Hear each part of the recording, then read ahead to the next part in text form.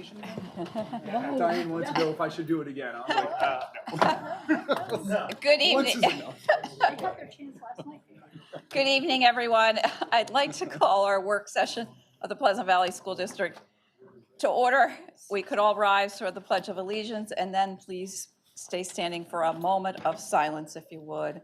And Mrs. Turner, would you lead us in the pledge, please? Yes.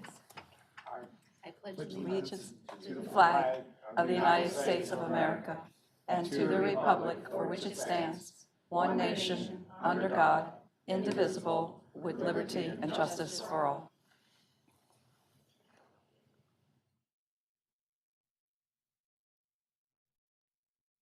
Thank you.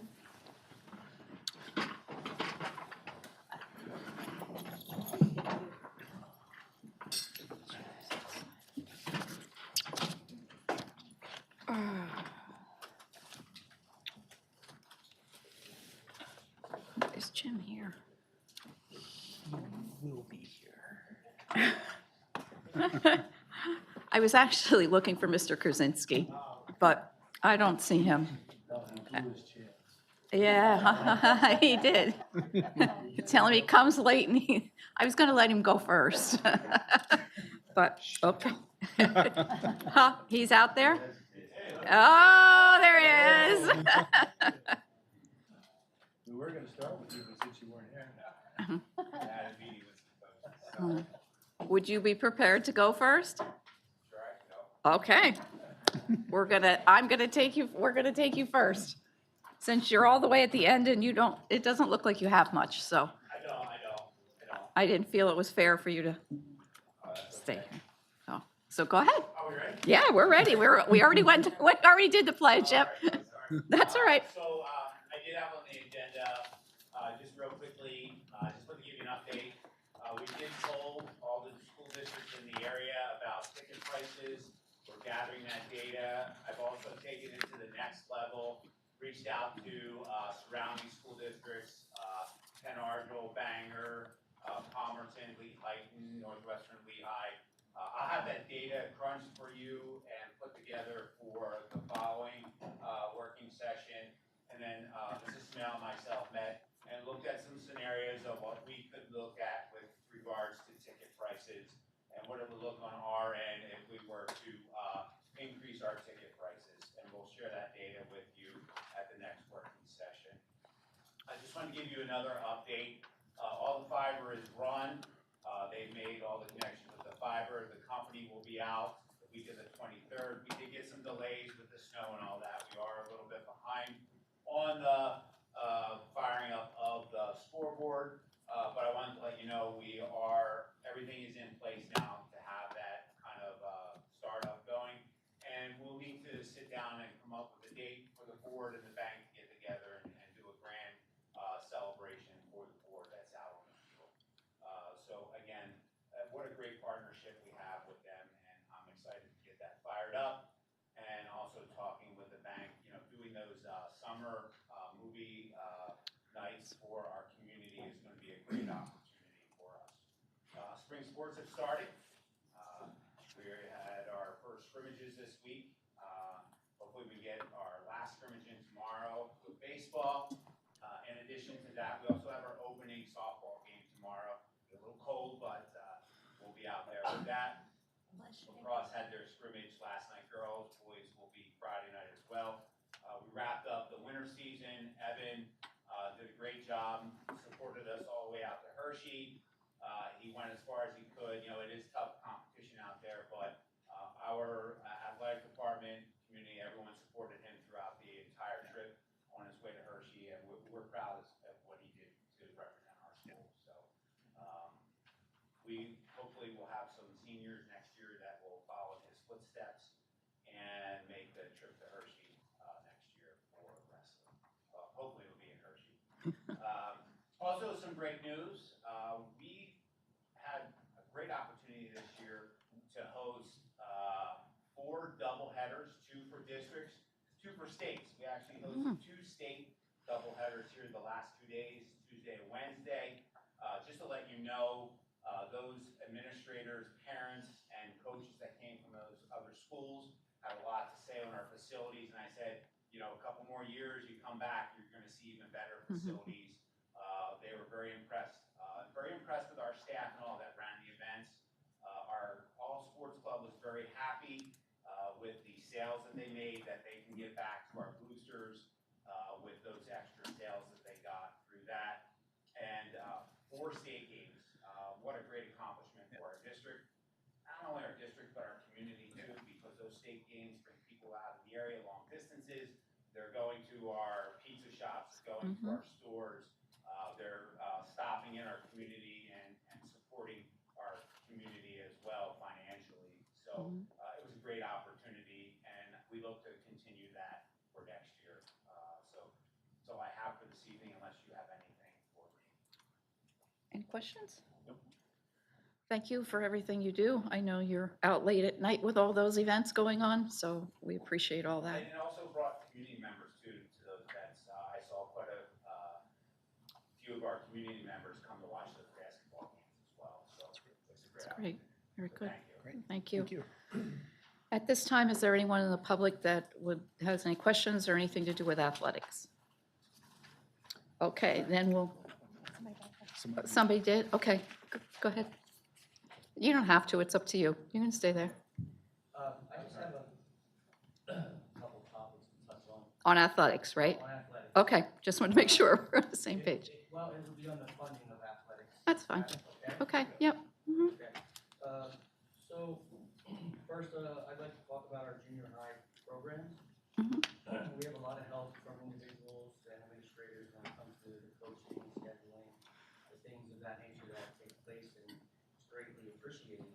What concerns me is that as a district, I think we fail to provide certain things for our children in the form of equipment and uniforms. As Mr. Krasinski just said about Evan representing Pleasant Valley at states. And in years to come, there's going to be others. Well, that starts at the junior high level. Okay, it's the first year of school sports. So I have a son who plays 3 different sports here at Pleasant Valley. Very proud to represent the Bears. Soccer seemed to be very, very good. And then we turned to wrestling. Our kids were showing up with 3 and 4 different uniforms. I mean, and not even the same color, the same logo. I just think it's a bad look for the district. I really don't mean to interrupt you, and I'm sorry I don't know your name, but uniforms were a topic that we did discuss a few months ago. I can't remember, I think we, For junior high. for junior high.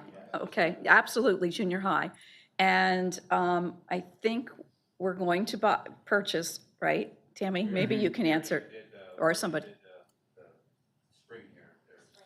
Yeah, well, you did for the spring, so then in fall, if they need uniforms for the fall, they're gonna do the fall. So when wrestling comes in the winter, they will. So it has been addressed, the uniform piece, just, Okay, how about equipment? well, you can go on now.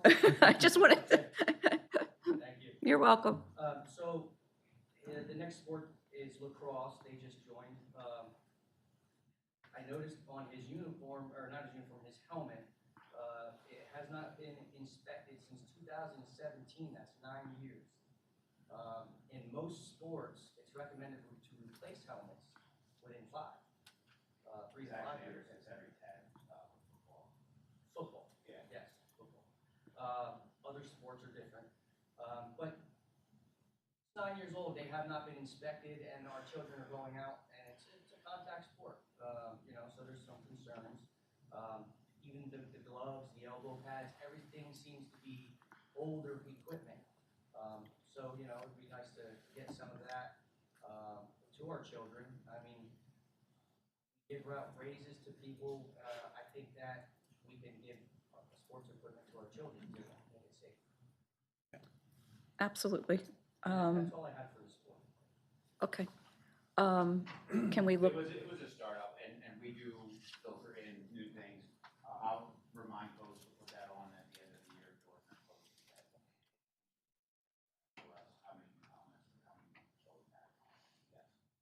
We do send them an end of the season packet where they do list all. Right, and they didn't even have enough sizes for the different size kids. It was a startup last Yes, year, so I understand. we're trying to grow that sport. I will be honest with you, we may not have everything for it. But we'll stay on top of it? Mhm. Okay, all right. Anything else with athletics? That's it for sports. Okay, thank you. All right, we'll go back to the beginning of our agenda then, and operations. Mike, you going first?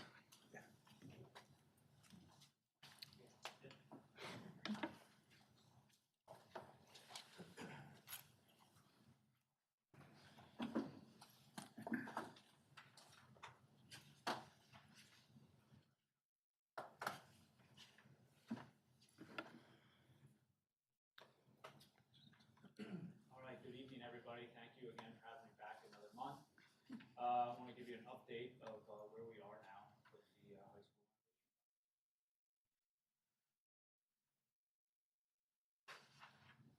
Now I will. There we go.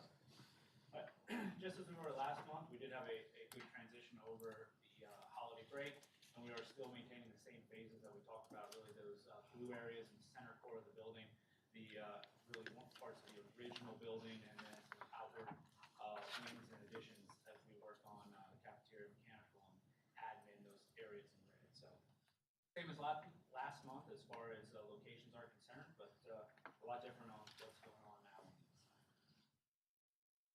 So, since we last came and talked to you, we had a lot of hustle and bustle on the inside of the building itself. Here are a couple photos to demonstrate it. Both interior stud and CMU walls are going up rapidly in all different areas, including the cafeteria, the admin and classroom addition, as well as that center STEM core area. MEP, piping, ductwork, VAVs, electrical connections, sprinklers, all that great stuff are going on above ceiling, all those different places, and the center section of the building.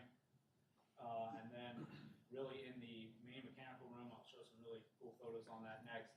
We've had a tremendous push and a lot of work. I normally show you a lot of cool building walls and finishes, but I wanted to take some time on some areas that people may not ever see. So this will be the kind of the heartbeat of the school when we're all said and done. And it is quite further than what it is already right now. But those are brand new hydronic pumps that will push hydronic water that provide heating and cooling.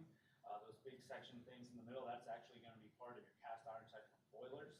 So that's really cool, and they're almost wrapped up, and you can see the mass amount of piping that's going on above them, and the electrical conduit as well. So a lot of great stuff is going on in the future mechanical room there, and really building that up to support this transition that we'll be doing over the summertime as we look to get to new permanent systems. So then away from inside, we've had just as busy with stuff going on the outside, and the kind of break from the extreme cold in the last couple of weeks has really helped facilitate that as well. Moving onward, we have a lot of our roofing continue now that weather is open for that above the cafeteria and the mechanical rooms. We're continuing with exterior sheathing and soffit framing, as well as air barrier and then brick veneer. So a lot of great stuff going on with that. Sorry, my fault. Yes, I apologize. I'm so used to it being on. I'm normally not first up here. Sorry about that. So as I was saying, up front here, we have a lot of great stuff going on the outside. So you're really seeing all the shapes of the full edition, and we'll be continuing now with brickwork, aluminum windows, and wrapping up kind of the air barrier installation. Some more good photos of overall. You can see the spray foam on the admin edition, as well as that blue, which is the air barrier out back on the mechanical and cafeteria edition. Again, that the old auditorium is completely gone as we're working on infilling that and prepping actually for that classroom edition to start in the summertime. Then where do we stand overall? We are right on track where we need to be. We're in the heart of the building now, looking to turn over a lot of those spaces in the early summer months coming up. Then we'll start focusing on, again, a couple next rounds of additions, those classrooms out front, the team room out back. We'll get those prepped up for this upcoming summer. So we are where we need to be. We have a lot of work yet to be done. We're making it through and looking forward to a lot of warm weathers. You'll see a lot more stuff now happening on the outside when we get some more better days as far as temperature is concerned. Next steps. So again, like I just mentioned a couple different times, we'll have roofing and brickwork continuing.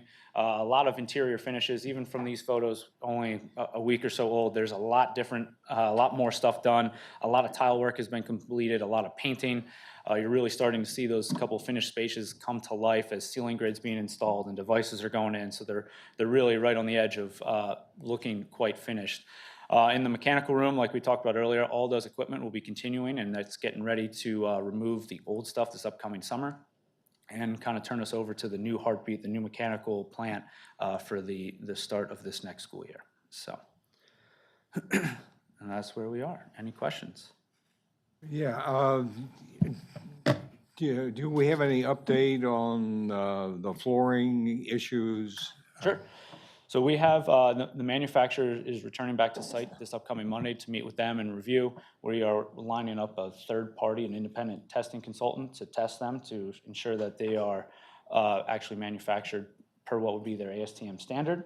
And then looking at options of what we do next in the upcoming classroom spaces and getting any kind of potential costs and returning them, as well as installing different flooring. So we're going to bring that all together to give us many possible options and work through a solution that satisfies us specifically.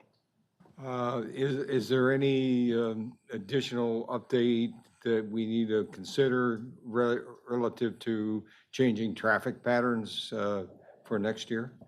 So we're working on that. Actually, Ray and the team have been super helpful on kind of finalizing that. There will be a slight change as we go now and get the area that will become the future team room. So the current parent drop-off loop circles around that back little parking lot, and that part will be affected and changed, as well as out front, right adjacent to, well, the current admin spot will now be renovated and an addition will go on out there. So roadways will be a little different, so we're working on finalizing that, as well as the parking count to get it out to everybody ahead of the summer break. So everyone's aware of where they need to be in the fall. I just have additional question about the flooring. So as the architect, or I guess you would be making suggestions for alternative flooring, if that's the case? The architect's given us a whole list of comparable flooring, different manufacturers, different flooring types between VCT, LVT, and anything that's very similar, and providing where they've put them in the past. so Do we that we're already making have sure. flooring down that's different from what's No, being we- looked at now? No, we have not put any additional flooring down. We're not at that No, point not yet. of the same one, but like, I know admin got different flooring and things like that. Is Yeah, that- but we're not at the spot where we put any flooring down quite yet. The only thing flooring-wise is done, I think we've started a couple ceramic tile flooring or porcelain tile flooring. So but in- that's down and that's okay, that flooring? Yeah, it's a completely different system, yeah. Okay. Yep. Okay, I like the mechanical part. Yeah. I saw that new mechanic things, like, who maintains that? Is that something that we have to get a new contract? Is that something Randy and his team can take care of, or The new mechanical room? the new So mechanical room? just stuff as like they that? maintain their current one, this is now replacing their current mechanical room. And it is upgraded and That's a what I meant, little it's upgraded. easier to make, I should say, a lot easier than a coal burner is to maintain. So they will not have to be worrying about that, yes. So yes. it's something our guys can Yep, handle? yep, and that's been coordinated through the entire design about what system to go to and how to implement that to help that out. Yeah. Thank you. Yeah. Just one more, I don't know if you can answer this. So more people in the community have been asking questions about cafeteria bathrooms. Perhaps maybe we need to do a rebranding on it. Just putting it out there because it's a concern and constituents are still asking questions. Anyone else? Okay, thank you, Mike. Yep. Oh, your next topic, is that you or is that Randy? Change orders. That'd be me. Okay, guess can't go anywhere. Stay right here. Yep.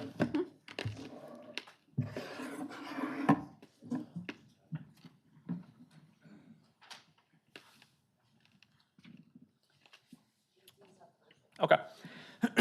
So we want to present to you a 3 different change orders for each one of the general prime contractors, the general electrical and plumbing contractors, starting with the general.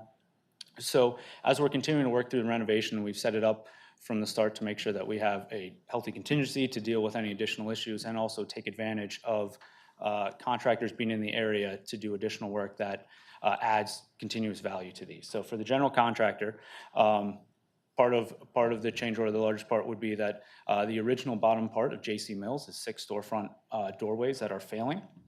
and they would be replaced then as part of this work. In addition to that, the TV studio got some additional sound paneling to help facilitate that learning environment, and as well as a single user referee type bathroom was added into the team room area itself.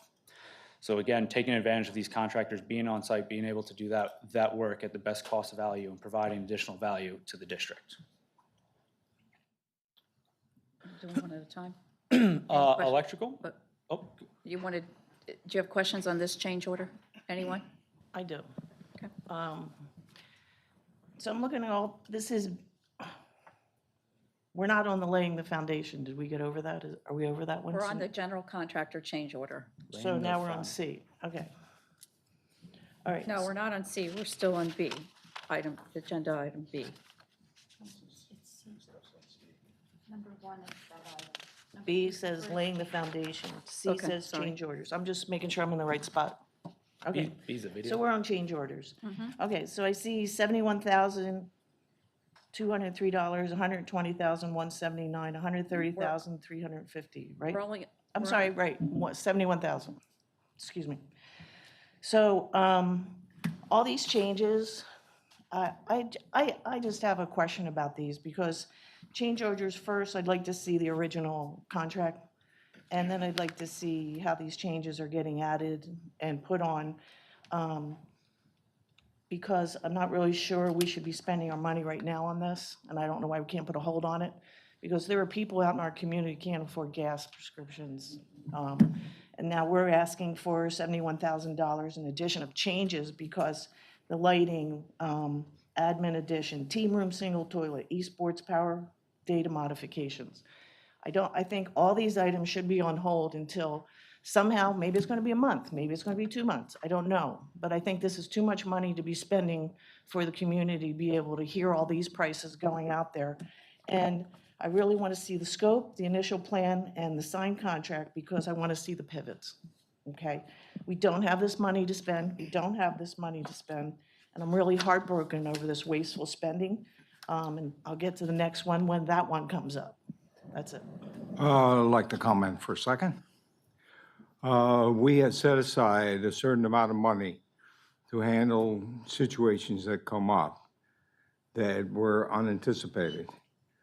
The items that are being discussed are all being covered by our contingency funds that we had set aside, $4 million. And this is a small fraction for the size of the contract and the progress we made so far. We've had very little action in terms of change orders. These change orders are required in order for progress to go forward. Any attempt to delay approving of these change orders will affect the schedule of our renovation. Affecting the schedule of the renovation will incur additional costs from the delay, plus we'll have to pay for the things that we already have got here on the agenda today. Thank you. Okay, so I have a question about that. So esports, I don't know how esports was part of the initial contract. I understand it's in the contingency, but we're also going to be borrowing money because of that, out of the contingency. I don't know how a $17,000 bathroom toilet for a team room is really going to accommodate our constituents. I'm very concerned about it. I see them. I mean, when was the last time anybody saw any of the other constituents that they can't even get their prescriptions or their food or their gas, their heat? Right now, at this particular time, this is a lot of money when we go through the other two also. So I'm not really sure that these are the pivots that are permitted, and that's why I need to look at it, because I don't know the answer to the question. So that's just for this one. Any other questions on this change order? I did, please, Janet Dooner, and it, oh, thank you, Mr. Thank you, very quickly. Hopefully my notes match up, though. So this is for the first one on the TV studio. Is there an additional the way I wrote my note was A105 and A105B not included in the electrical proposal. Is there another proposal that is not on here for a change order? Or it's all, I can't find it here. That's what I was looking for. Sure. So a little bit of clarification, when an architect would issue an ASI or add changes, because it's a multi-prime contract, they have to address all 4 primes. So the part that the electrical effects was something that the additional GC had to do work in both of those rooms. So that's why they identify that that is separate from their own scope of work. So they don't, an architect won't issue one per prime contractor. It'll be universal to the 4 primes in general. And you just made a comment before, so it opens up what you had said about the team room. You said that in the team room single stall, that was for the referees? Yeah, or however you guys want to end up using it. So it was a Okay. dedicated single area that has a Referee. bathroom, a shower, a sink, everything as a self-contained area.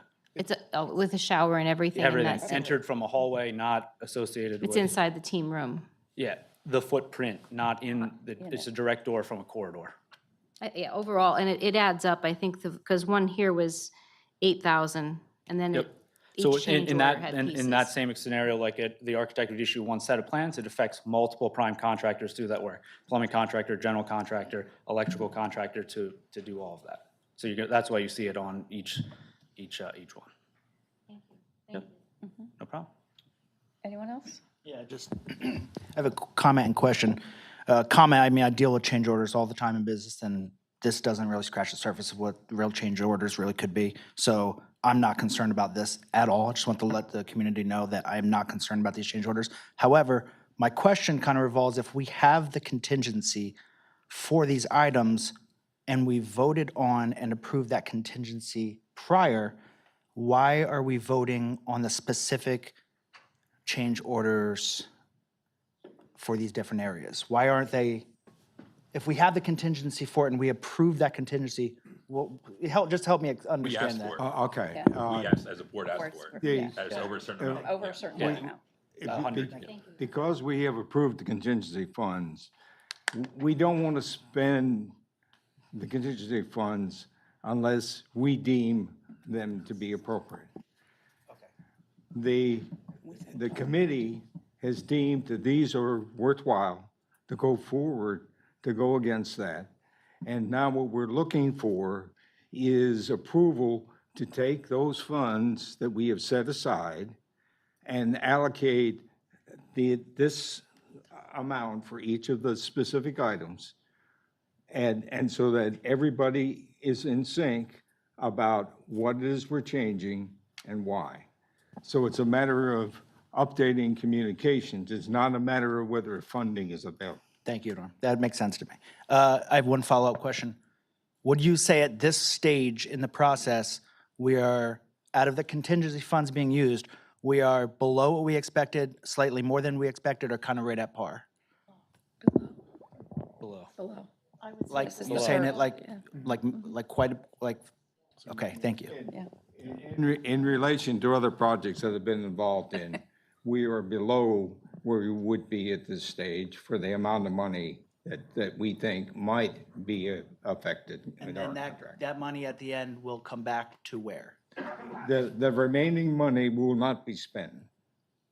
Okay, it's not- It'll remain in the bond fund, and then if we have another project that we can fund with that money, we can use Yeah, it for and, that. yeah, our long-range plan, which we'll be discussing, again, in the future, because we're updating it now, will take those funds and find a way to use them to do the additional long-range planning projects for the other schools in the district. All right, thank you. Okay, just one more follow-up. Where, am I gonna be able to see the original one so I can see why these changes are needed or pivots? That's all I'm asking for. Why are they needed? Because of pivots. Am I gonna get to see that? I The mean, original? the stairs, can you talk to the vestibule stairs? They were in bad shape, right? Well, no, I'm talking about these here tonight, not all the others. I wanted to see these. I mean, esports, that's a pivot from the original contract. Yeah, additional work is being done, yes. These were approved a year and a half ago, and you guys already knew about esports? No. No, I'm just saying it's confusing because this is supposed to be the original contract. I'm not happy with the money. But I'm like, how are these added when they weren't even on the original contract? And these are change order requests, correct? yeah, so they would not be part of the original contract. Right. So So that's we're, what we're talking about, additional work, but they're on a change order, yeah. which is So- why they're on a change order. so It's the- I- additional work from what the contract value would be. Okay, so I would just want to see the originals because The you're original adding all this on contracts? and I don't know if it's a pivot. Okay, I just like to see it. I think Well, as a change order, it's addition. there are certain things that they're seeing as they go along with the construction that we need, and it wasn't thought of back then, and they're adding it. Like the referees have to travel, like, they used to complain, like a half mile till they get to where they were. So now this is gonna be something like, hey, this wasn't taken into consideration, maybe we should do this now, since we're in the progress and we're under construction. Let's add it now because it's less expensive now to do those types. So some of those things Yeah. are just, as we're going along, it's gonna be less expected to wait till later to approve it, so. Understood. And now my second point is, I think they should be putting this money on hold. It's too much money. It's a waste. It's ridiculous right now. In new construction, it's a lot easier because you have fewer unknowns. But when you're doing work on a building that's over 60 years old, you're going to discover things that nobody knew about. And things that might be unanticipated because the plans that were drawn up and the modifications that were made previously don't show specific things that may come in and affect us. And no one could know that until we undid the old construction and discover that we've got problems and issues. In addition to that, as we go along, we can find something that we, as the district, have overlooked. And in order to try to do it at a later date, which we think is the right thing to do, it would cost us substantially more money than to do it today while everything is open. Otherwise, you'd have to open it and reclose it again. So that's like doing the work 3 times where you can pay for it once.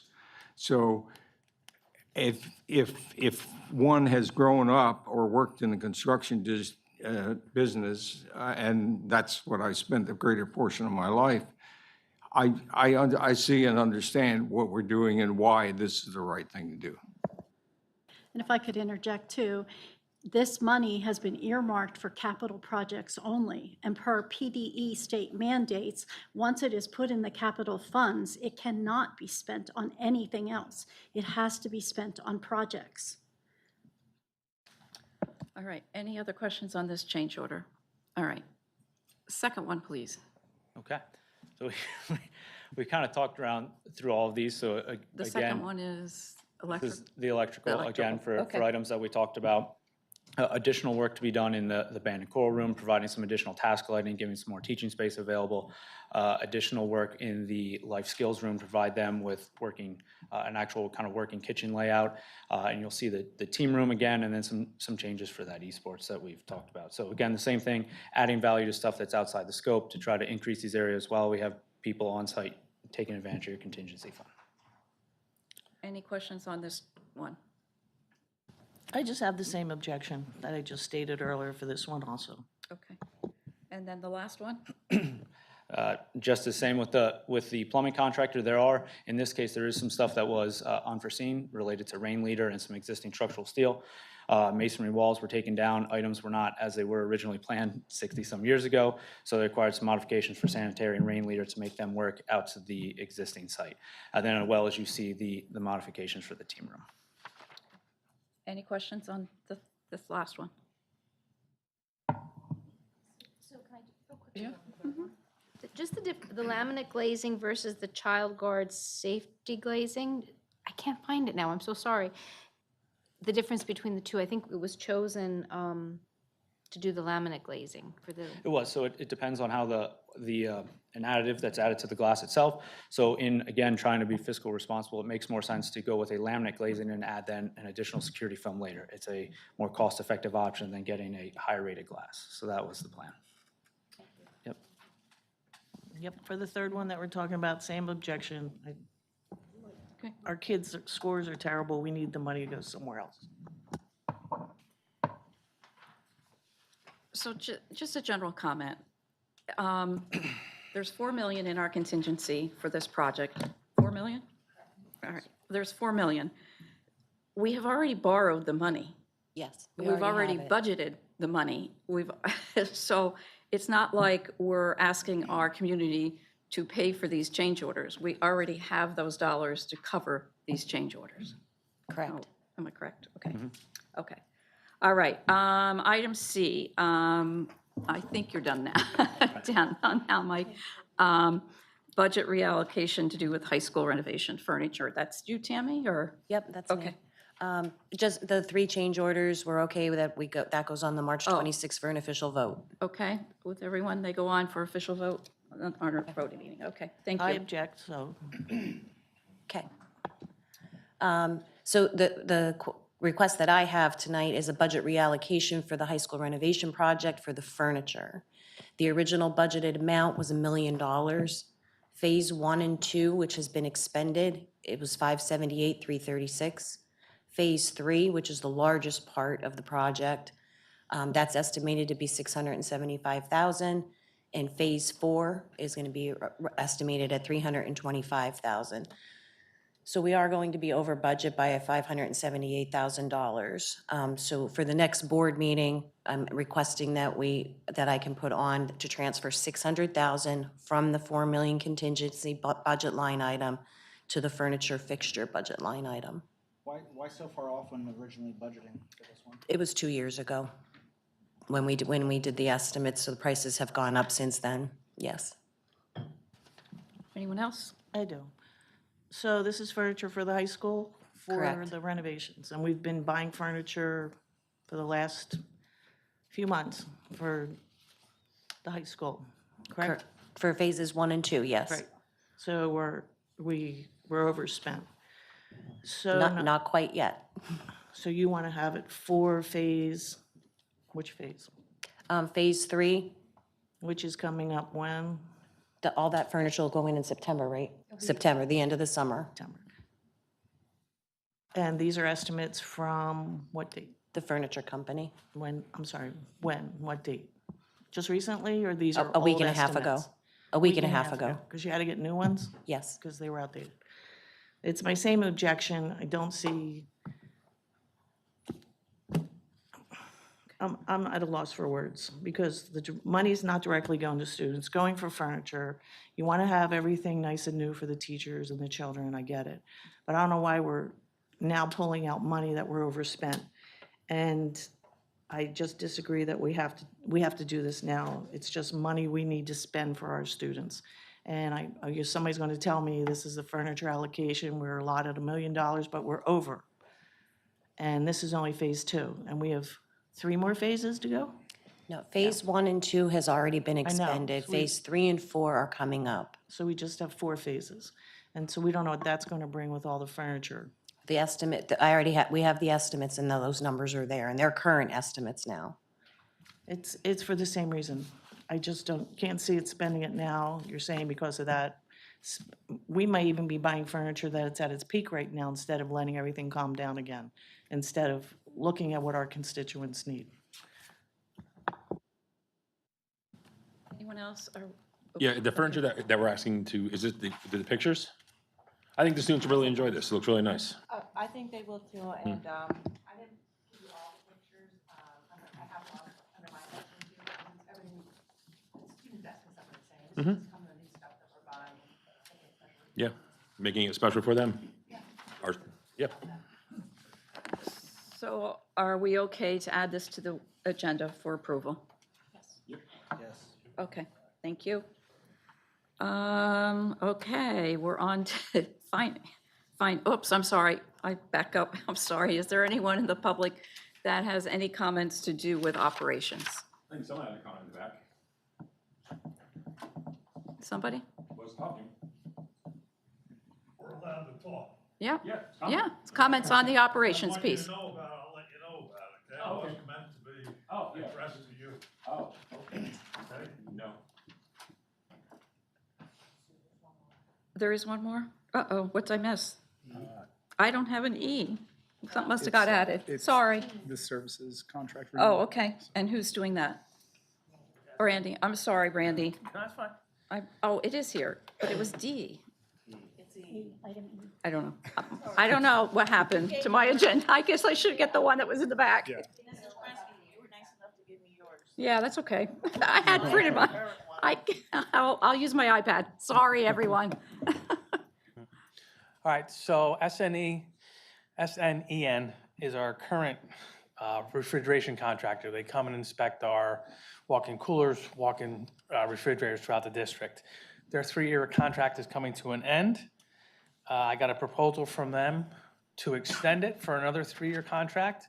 The previous contract was $8,000 a year annually, and this is $8,500 a year annually. With the board's permission, I'd like to add this to the next board agenda. We okay putting it on the agenda? I have a question. Sure. Tammy, is this coming out of the general fund or is it coming out of cafeteria fund? I'm guessing general fund because it's part of the buildings. General fund. Thank you. Anyone else? Okay, we'll add it to the, And then can we do the video? which is sure. the- Okay, you want to move that? Michael Brown's here this evening. so- Is that what got I moved? had printed one. See if there's any other changes. Okay, all right, thank you. Everybody's coming to my aid here this evening. Okay, so, do you want to? I'm good to add that. That, yeah, I think we're all okay to add that. Okay, do you want to introduce it? Sure, so. Okay, All right, good evening, everyone. So this evening we have Michael Brown, who's here. This is actually under Operations 1B, which is the PVSD milestone number 1, which is laying the foundation. So he's been kind enough to come here and just to give us an update on the video series that we're ultimately putting together to capture the extremely exciting opportunity and endeavor that we have at the high school renovation project. So I'll turn it over to Michael. Yeah, thank you for having me here. I'm very excited to follow the change order discussion and hopefully lighten the loop. Thanks for setting me up, Mike. Appreciate that. So first of all, the video that we're going to see today is the first milestone video in the series that we're putting together to really show what this project is all about. The last time I was here, we were talking about the idea and what it might look like, and this is the first part of what that actually does look like. So with this video, we're just laying the foundation. This is the beginning of the story. This is the planning and the first phase of the project up until about 2 weeks ago. We have several other parts that are going to be coming up. Each one, we will continue the story about what the school district is doing for the community, for the kids, and CHA's part in that, the contractor's part, the teachers, the students, the admin, the faculty, everybody involved. So I just want to say that it's been so far a really great experience, you know, dealing with everybody, been very helpful. Mike with CHA has been, you know, super helpful. Ashley, who's CHA on site as well. And many of you here in the room have been super helpful in facilitating this and making sure it happens. I don't know if there's any questions before we watch it. I don't know if we have any particular questions that we want to address about. Okay, all right, not yet. All right, maybe we'll have some questions. What I would like to add is that because we have several other parts of this that are coming up, a part of the planning for this was being able to communicate with the community the impact of this project. So if we felt like moving forward, there are pieces to this story that need to be shared with the public, with the constituents, to say, you know, whatever we're talking about as far as planning goes, budgeting, the scope of the project itself, we could certainly include some of that into the future parts of the series. We talk about some of that in this one. We sat down for many, many interviews for a collective of many, many hours, and this is an 8-minute video. This is actually longer than it was supposed to be, but I wanted to spend a little more time setting up the story. So there's a lot of the discussion that did not even make it into this video. We have a Star is Born over here. We have a couple stars that were born in the room with us tonight. And this is going to be just the worst part for me. It's just like sitting in a room watching something I created. So if there's no further questions, I'll take a seat.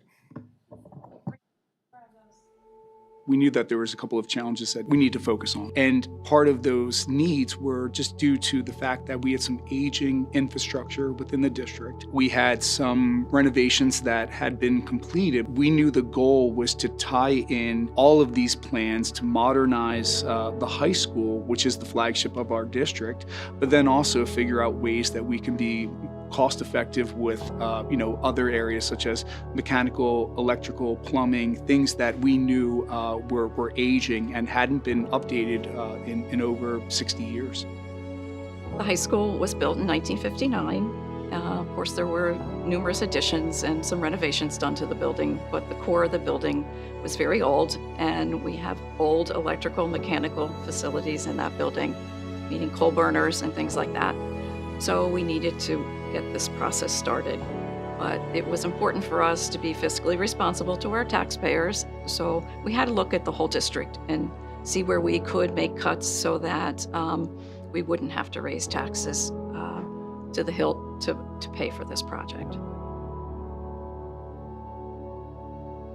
The biggest thing that you have to do when you focus on a project like this is to make sure you really understand what the owner criteria are.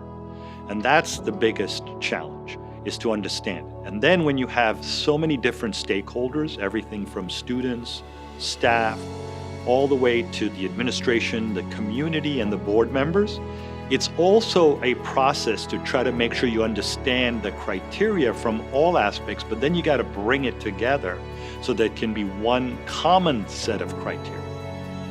The kind of planning and prep and design phase for projects like this, it takes a long time. So before a shovel or a backhoe hit the ground, it's 2+ years maybe. So you start by getting the design team on board, in this case architects and engineers, start working with the owner in a lot of detail, and starts very early, high level, schematically, and then you start refining that until you get actually like plans that you see around us and on the walls. And then throughout that process, our engineers and architects are working with the townships and conservation districts and working through approvals. So it's intense. It's not like it's just once and done kind of deal. People are working on it continuously to really make the drawings and specs to what they need to be. The things that were important to get this project off the ground in the early planning stages was to clearly understand how you could capitalize on some of the assets that are currently here that should remain. So there were many, many different options looked at. A new high school wasn't feasible under the budget. So you remove the new school option off the table. You decide just doing some basic fix-ups are not going to be enough and not going to really address this overall criteria. And then you get into the question you said, what happens now? You got a phase project. But every phase that gets completed, you see something new. You start to see the shape of the cafeteria take shape. You start to see the Bear Academy now coming to light. CHA has been great from the beginning. They were either at the school here talking with us, or we go down to their building. We would discuss from the beginning. They'd go over the plans, what was our building needs, what they could do for us. So they've been nothing but helpful the whole time. What it comes down to is just when CHA would tell us we're doing this, we were able to move teachers and classrooms to the vacant rooms while they're working on those other rooms. And then it's just a mixture of phases. It's a lot of prep and planning and making sure that everyone understands the phasing, when they need to be on site, when materials need to be on site, how they need to staff the project, that sequence. So that was the first couple months for us. We were out here in the spring and meeting and working through the logistics of getting the project going. So then the real excitement happened when the students dismissed for the summer. We all got out here and we're actually digging in the ground and working on the renovation phases. Previously, the high school, it was loved, but it was used. The building was aging, facilities were old. The way we could do things with technology was limited.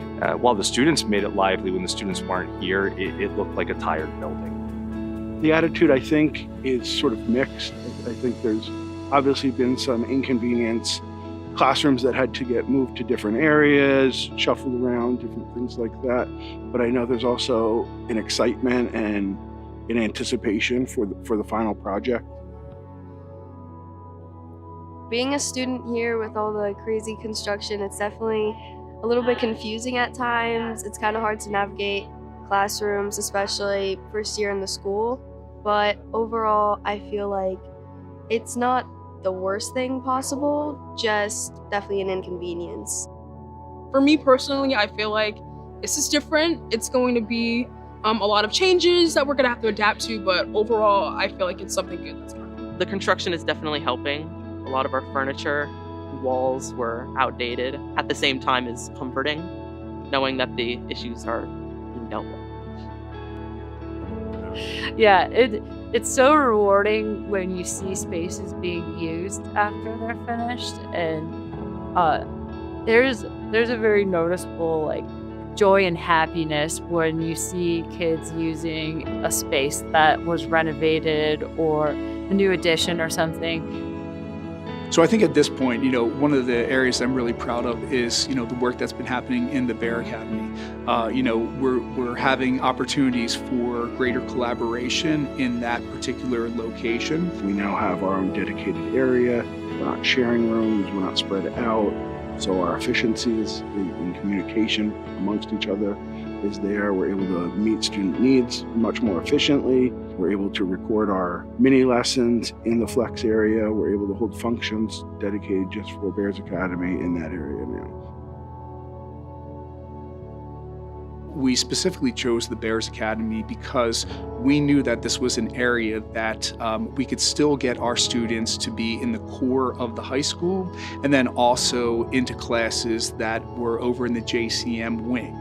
That allowed us to really not have a lot of interference with the learning that was going to take place during the school year. So we have to be very mindful about, how is this going to impact student learning and even our staff moving from one classroom to another at different points in time.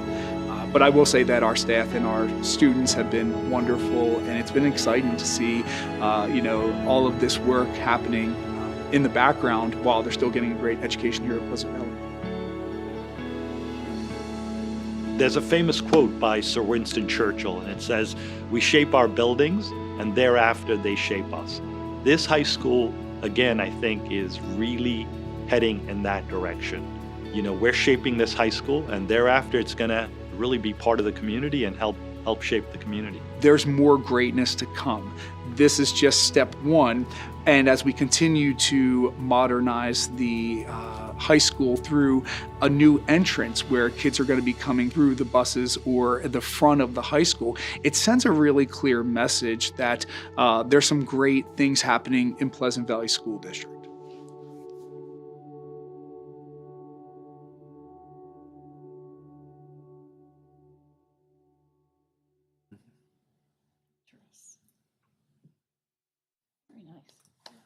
Very nice.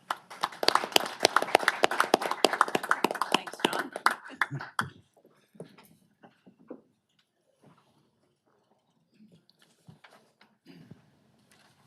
Thank you. That was wonderful as a start. Huh? Yeah, you did good. Yeah. During my mumbling, he really did a miracle. But thank you so very much for that first part. How many parts are we doing? We'll do 3 more milestone videos, and then we'll put them all together for a very big video. Okay, wonderful. And the Okay. video will be able to get out to the community then as well, at the very At the very end, are we going to get it out? How do we want to do this? I was just about to send Chucky a text message to let's get it on the website. I'm good with that. I just because I think I Get it out there. get it out there and there's still more to come. I think hearing from, different individuals and then students as well also helps people to understand the impact it's having right now. So I think there might be value to maybe Chuck putting it on the website, and we can, make sure that we point our parents in that direction. So, yeah. Okay with that? Yeah, no, I think it's great. Thanks for the work you've done, and thanks for not putting a change order for going a little extra.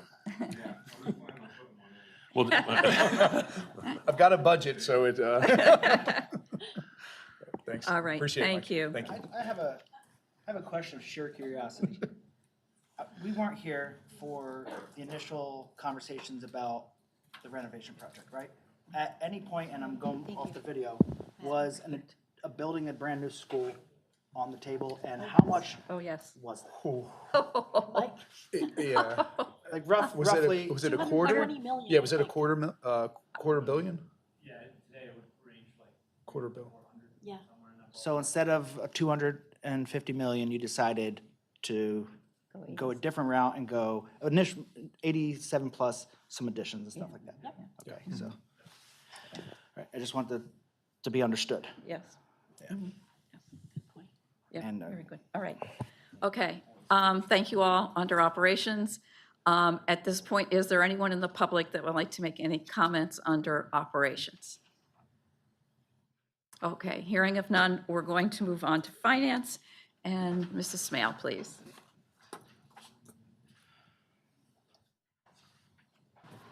Mr. Pomposello said I have 5 minutes for this section, so I'm going to move quickly. The first item tonight is a review of the 24-25 audit results, and Mr. Hank Miller, partner and lead auditor from Gorman and Associates, is here to present. His attachment was added late today, so I did put a hard copy in front of all of you. You're up, Hank.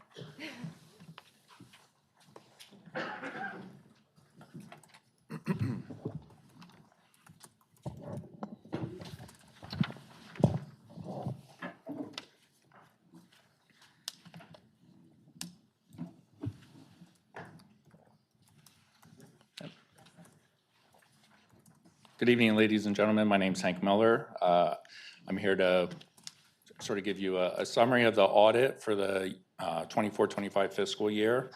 I just want to start by saying your audit is made up of primarily two components. So it's a financial audit, and then it's also a federal compliance audit where we're looking at federal awards. Because it's a federal compliance audit, that component is part of it. That's referred to as a single audit. So that's why your report's called a single audit report, for the 24-25 year. So you should have received two deliverables from us. There's a single audit report, and then there's also what we refer to as a management letter or a letter to governance. That's our official communication to you, the board. In the management letter in particular, it's not part of the audit report itself. It is a separate document. There's a few pages in there. Again, that's our official communication to you, just discussing audit risks, discussing if there are any issues during the audit, any disagreements with management, any audit findings, things of that nature would be included in that letter to governance. So I just want to start by saying there were no significant audit findings that were included in our management letter that we felt needed to be communicated to you. You guys did receive a clean audit from us.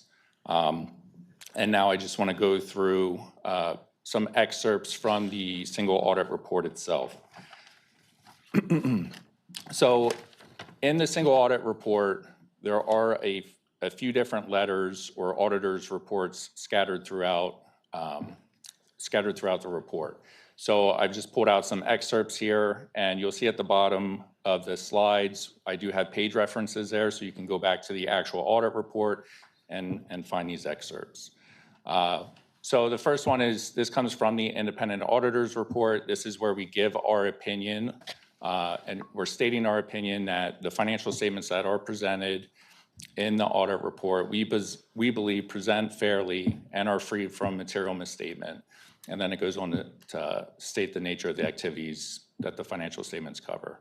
The excerpt The next excerpt is the auditor's responsibilities for the audit of the financial statements. Basically, our whole objective is to come in, perform risk assessments. From those risk assessments, develop audit procedures. And in performing those audit procedures, we want to obtain reasonable assurance that the financial statements are in fact free from material misstatement. That's the whole objective here. As an independent third party, we're coming in, looking at the financial records, and then we give an opinion on the financial statements. So then you, the board, management, and the public can review those financial statements, and you can rely on that information to make an informed decision.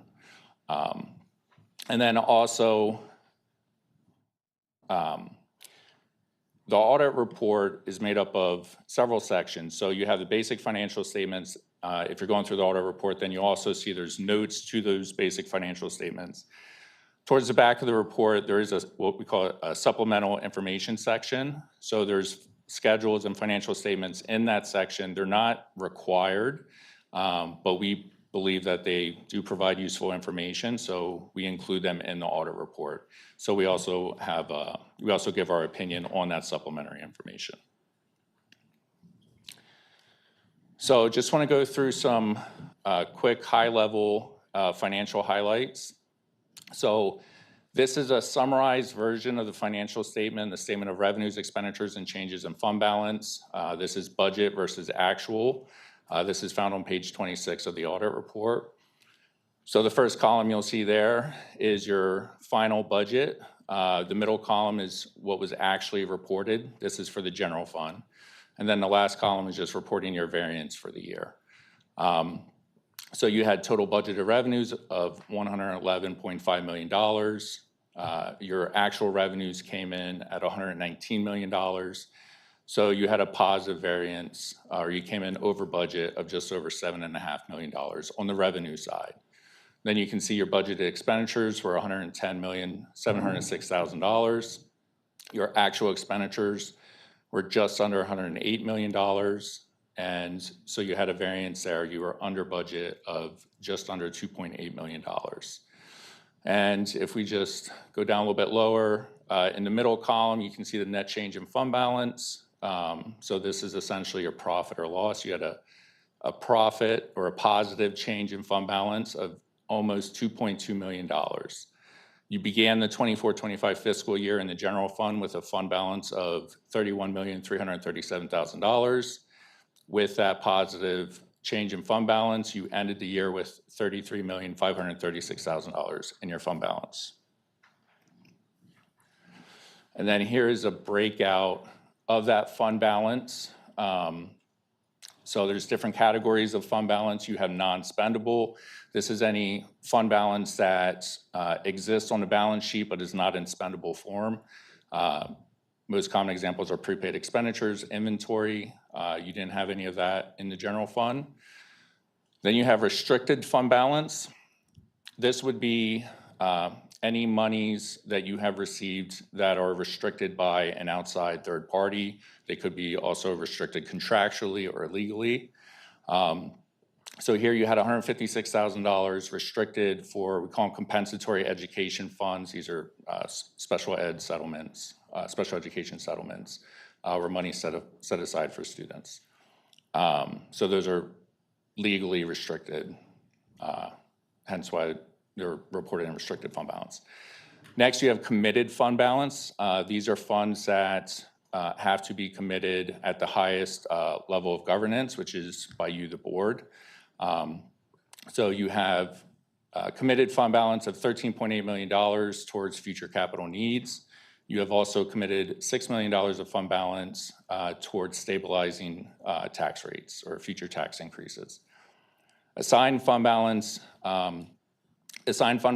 again, is just money that's earmarked for particular purposes. This does not require board approval and can just be assigned at the management level.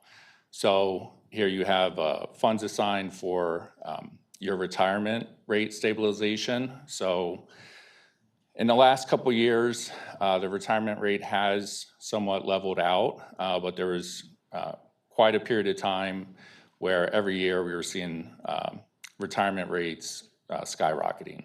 And a lot of that was, or it was all due to the pension obligations being underfunded. So, but I would say the last couple of years, we've probably seen that flatten out some. You also have assignments for special education, healthcare, and then charter cyber school costs as broken out there. And so that leaves you with an unassigned fund balance of $4,891,000.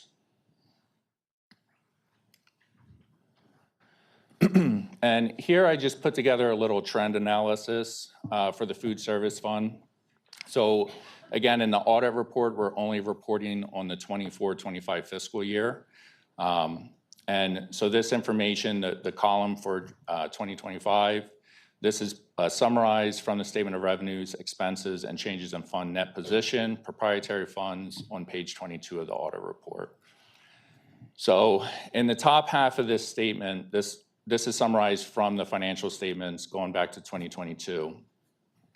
So you can see in the food service fund, for the most recent fiscal year, you ended the year with a change in net position. Again, this is your profit of $395,000. What I've included at the bottom of this section is food service fund is reported on the accrual basis. So that means there's long-term assets, long-term liabilities are included in there. So there are some non-cash items that can be booked in a given year. And one of the big ones is for the pension liabilities. Those can be subject to big swings or large variances from year to year.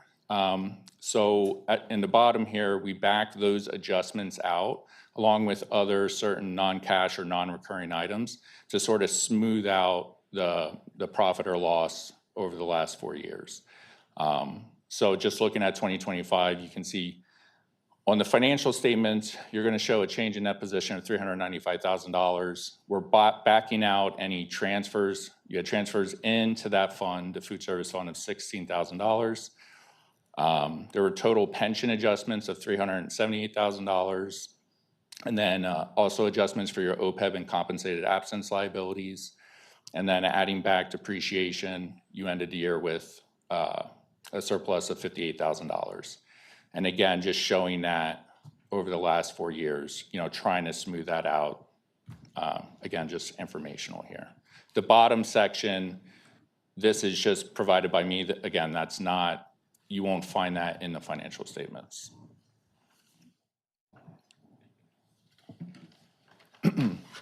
And here's just some activity you have in your other governmental funds. So you also have a capital reserve fund and a construction fund. So you can see the activity. Again, this is a summarized version pulled from page 85 of the audit report. So in the capital reserve fund, you finished the year with a fund balance of $31.9 million. And in your construction funds, you had a remaining fund balance of $68,500,000.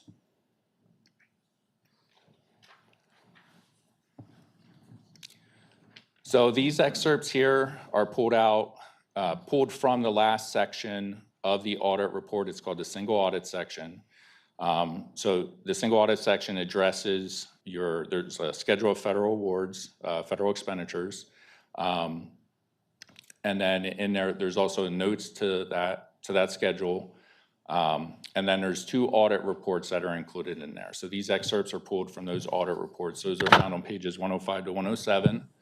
And here we're just talking about the report on internal control over financial reporting. We also issue a report on compliance and other matters.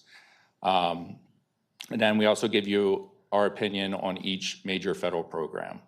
And again, there were no issues, no instances of non-compliance, no audit findings as they pertain to your federal awards. So, and then at the very end of the report, this is pulling from the schedule of findings and question costs. So we have to come in and assess whether, from a federal program perspective, are you guys a high-risk or low-risk entity? If the reason we do that is if you're high risk, we have to test more expenditures or more of your federal programs. You guys were low risk.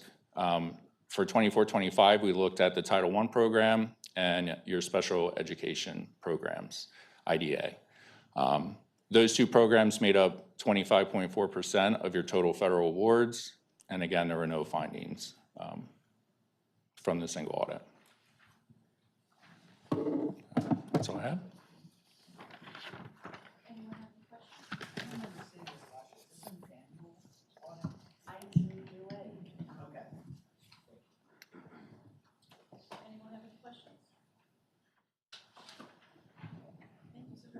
Thank you.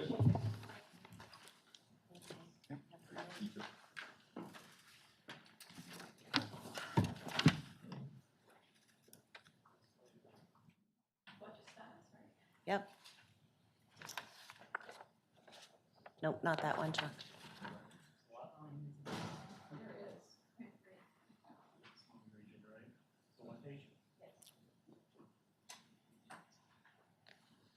That's it. Okay, so Mr. Miller presented what happened in 24-25. The next part, I'm going to go over where we stand now for 25-26 as of February 28th. Our total revenue to date is 116 million. I'm sorry, our budget is 116 million. We have collected to date, February 28th, 91 million of that. We've collected 95% of our local revenue. We've collected 60% of our state revenue. The other 40% of our state revenue, that comes quarterly, so the third quarter will be coming shortly, and then the fourth quarter comes end of June, beginning of July. And our federal revenue, we've collected 100% of what was budgeted for the federal revenue. Expenditures to date, we have a total of 61,970,526. We have expended 54% of our instructional expenses that were budgeted, 60% of instructional support, 65% of operations, and 30% of our other and financing. The other in financing, that's low because the next bond payments aren't due until May. The first one's due in November, the second one is due in May. So we're doing really well with the budget for this year. We're hitting all the targets for our revenue, and we are staying under for our expenditures at this point. Does anybody have any questions about the current status of our budget? I don't have any questions, but I do have a comment. On instruction, it's low at this time of the year because we have accrual pays over the summer for our teachers. So Correct. those expenses won't occur until later, and then they're dated back and they show up in the audit, just so you understand why the instruction is low. Correct.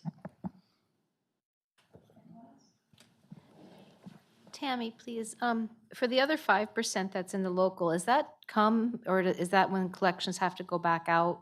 It's not just tax collections. The local is tax collections, delinquent payments for things that are delinquent from previous years, and the earned income tax also. Thank you. People are filing their taxes now, so that earned income tax will come in over the next couple months. Thank you. You're welcome. Thank you. Okay. So I'm going to move on to item C, the preliminary budget for 26-27. Always working in 3 years. This.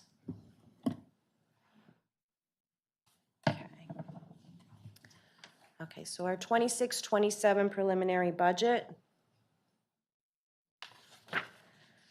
Some financial highlights. The Act 1 index resolution. The resolution is passed stating that the tax increases will not exceed the state maximum of 4.8%. The budget outlook for right now currently projects a balanced budget. Our fiscal oversight and administrative review is underway, focusing on historical spending, district-wide staffing efficiency, and programming needs to ensure fiscal responsibility. Contracts and negotiations that play a large part in the budget. Support staff, the collective bargaining agreement for support staff is in the final negotiation phases. There is a tentative agreement on the table. Transportation, the transportation contract, when I wrote this, was nearing completion. The transportation contract has been completed. We're just waiting for the final draft. I'll review that under transportation section. And then our Xerox contract, which is a large contract, that's our copying and Docutech contract. We will either be going out for bid or we will be doing state contract with that. We started scheduling meetings, technology department and myself. Those contracts don't expire till May, June, and September. And then the infrastructure was taken into account, capital improvements. The district is continuing to plan and address various capital improvement projects across the facilities.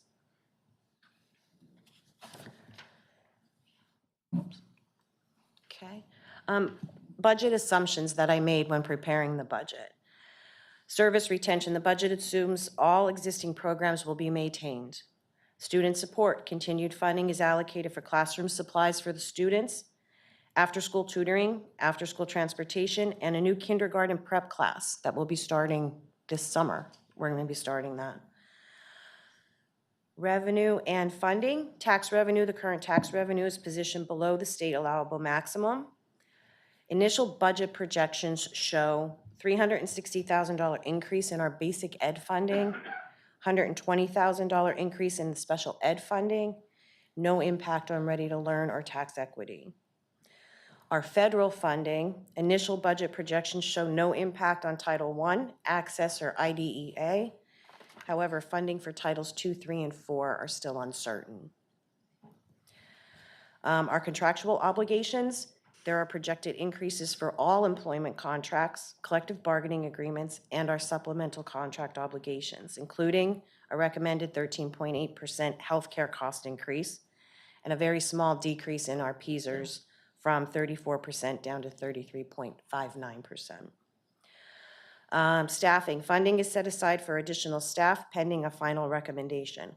Currently, in January, the executive team met. We went through all of the staffing requests from all of the different departments. And currently, what we are projecting is an assistant special ed director, a special ed teacher, a reading specialist, and 4 paraprofessionals to add to staffing. Contractual obligations, projected increases for transportation, utilities, insurance, maintenance, the IU, MCTI, and other operational needs. Support staff, again, the support staff collective bargaining agreement is in a tentative agreement position now. Capital and infrastructure projects, PVI chiller, the middle school HVAC and roofing, furniture replacement for PVI, and district-wide maintenance. Supplementation of capital improvements throughout the entire district.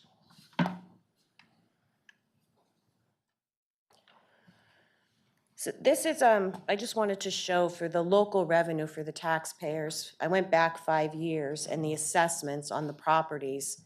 In 22-23, you see where it's at. And it has gradually gone up through the years to 25-26. For 26-27, the assessments have dropped. This is due to many assessment appeals filed by taxpayers due to the last assessments that were done. So people, the taxpayers file for their assessment appeals, and they've been winning or we've been compromising. So the assessments have dropped. Okay. There's 5 different scenarios up here for different tax rates. There's a 0 base, there's 0.5%, a 1%, 1.5%, and 2%. The budget for 26-27, the preliminary budget, I did at 1%. So the average assessment on properties is 142,809. The millage rate would be 26.1381. That millage increase is 0.2588. So the net tax on a property that is assessed at 142,809 would be $3,733, which is an annual increase of $37 and a monthly increase of $308.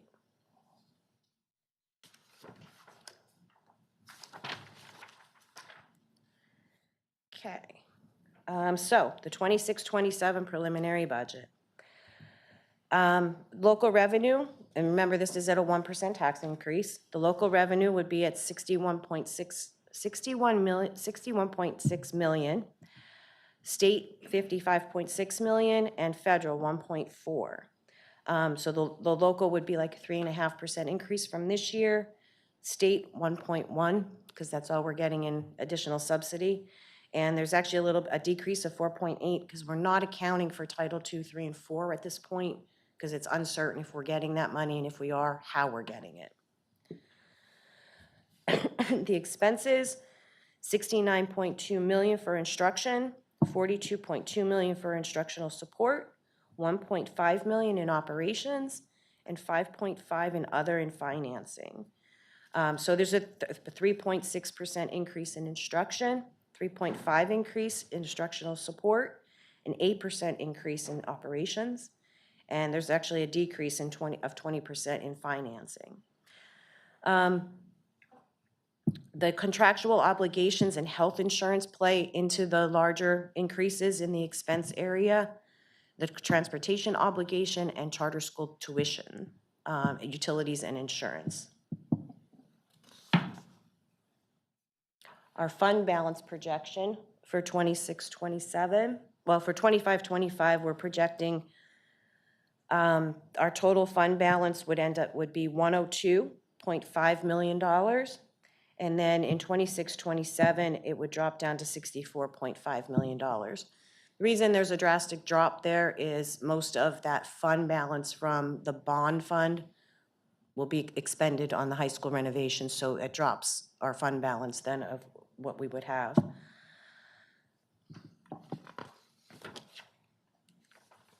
Mr. Hank actually went over this, so I'll just briefly, he went over what the fund balance, what each piece of it is. Again, the first one is special education settlements, the committed tax rate stabilization, future capital needs, the assigned PSER rate increases, special education costs, healthcare, and charter cyber schools. Unassigned, this is to balance the budget for any spending or unexpected expenditures during the year within board policy and PDE limits.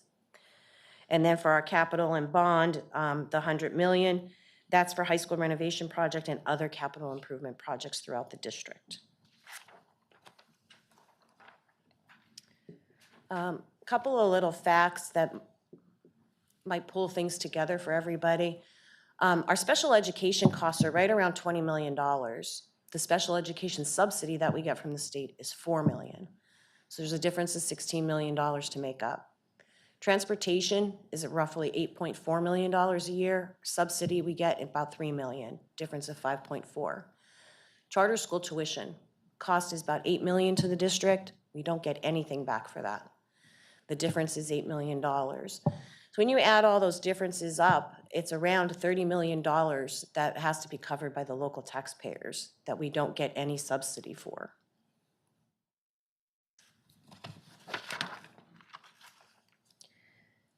There's usually a lot of questions throughout the year of what we're spending grant money on. So I added these slides this year to kind of give everybody what they're being budgeted for. So next year's St. Luke's sponsorship, the different categories, we get $75,000 for the annual sponsorship for 26-27. The things that we'll be spending it on, PVE, PVI emergency bags, CPR supplies and training for 9th grade, cap and gowns for our seniors, SEL classroom, teacher appreciation, life skills field trips, SAS and Data Summit professional development, and the science immersive learning. We also get next year's sports rehabilitation sponsorship at $2,500. It looks like right now we're going to allocate that to the electronic timing system for cross country and track. Sports medicine and sports performance supply and equipment, that's $5,000. In the agreement, we have to use that towards athletic trainer supplies and equipment. We get an academic grant of $5,000 that will also be used for the SAS and Data Summit professional development. And then the game day ambulance, any bills that we get for the ambulance being at any of our events, we submit those bills to St. Luke. We pay them and we submit those bills to St. Luke's and they reimburse us up to $5,000. The Title I grant, this is an estimate of about $760,000 for next year. There'll be 4 teacher salaries in it, $46,000 for parent family engagement, $20,000 required to go to non-pub schools. Federal Programs Conference, $7,500.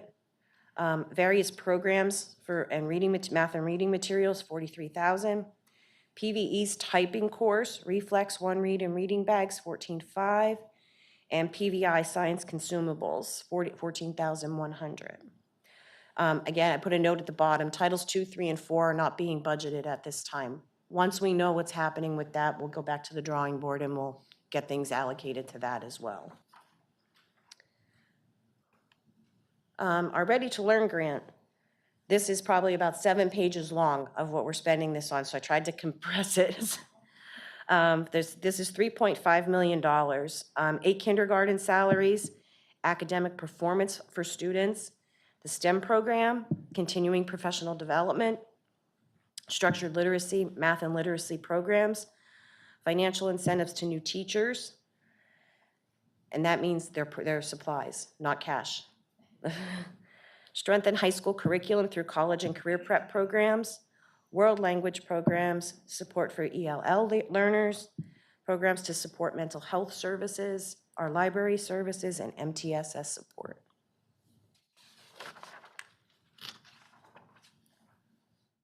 Okay, capital projects and large purchases that are in the budget right now for next year.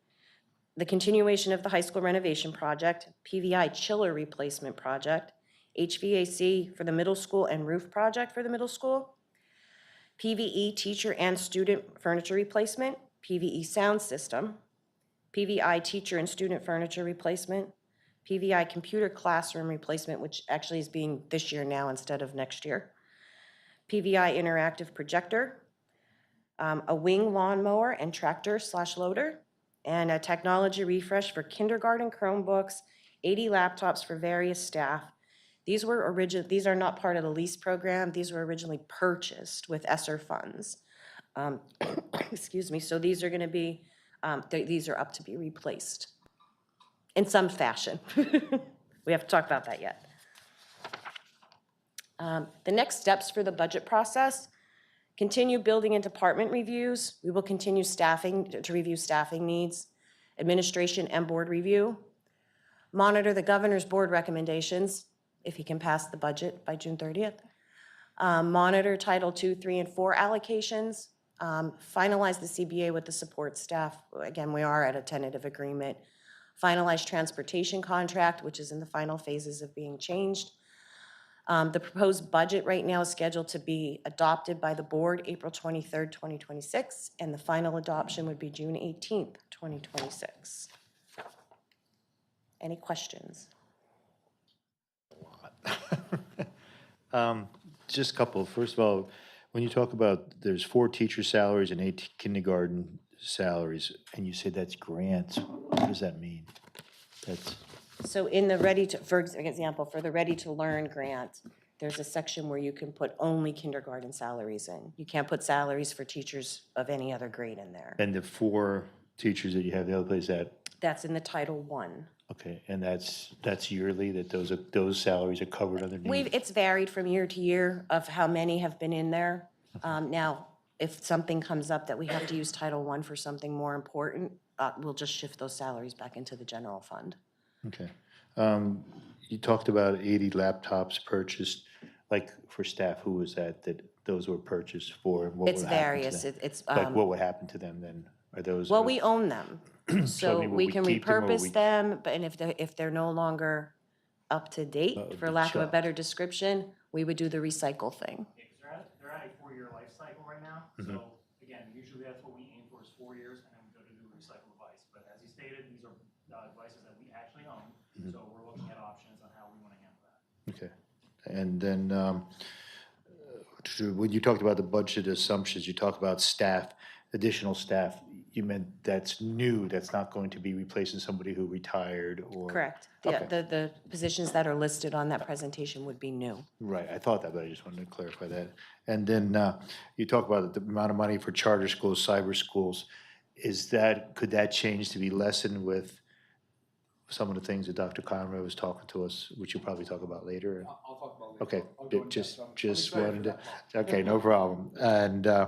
And you mentioned some St. Luke's stuff. Is other St. Luke's funds that are in the contract, is that anywhere part of the budget, or is that just something simple money? Each year, there's a different set of funds that we get. So for next year, these are the only funds that we get for next year. So that's kicked into our budget type thing, is that what you're saying? It's not I don't something- really budget the St. Luke's sponsorship money in the general fund budget. I don't budget it. Right. You won't see a line item for the revenue or for the expenses. Okay, that's what I meant, yeah. But when we put it on for board approval, the board doesn't really know what we're actually spending this on, if there's a plan, and there's always a plan. Right. We've just never shared it before, and just an oversight. So that's why I decided to share it this year. Sounds good. Thank you very much. You're welcome.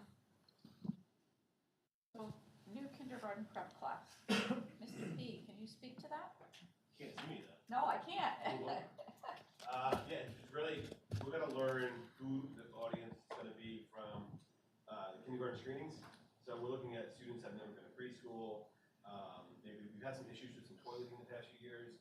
Got a little better this year compared to some of the COVID years. But just getting ready, showing the SEL lab, sharing, playing, separation anxiety in my front door every year. First few weeks is just unbelievable. So we just talked to the parents actually that learn. They need to help me too, because sometimes the parents are as bad as the kids. Like, my baby, like your baby's gonna be fine, I got it, don't worry. We've actually walked the parents to the cars, things like that, just to get them ready for kindergarten. Of course, like the Growing Place and all the centers in the West End, they do a great job, but not everybody goes to those places. So, as you guys know, we screen every single kid that comes to Pleasant Valley. We talk to the parents, and they have to do a little survey for us. They talk about, can they interact with St. Mary's peers? Some of the kids have never interacted with St. Mary's peers their whole life. This will be the first time they come to PVE. So it's just to give them a little bit of a head start. And this is going to be done when?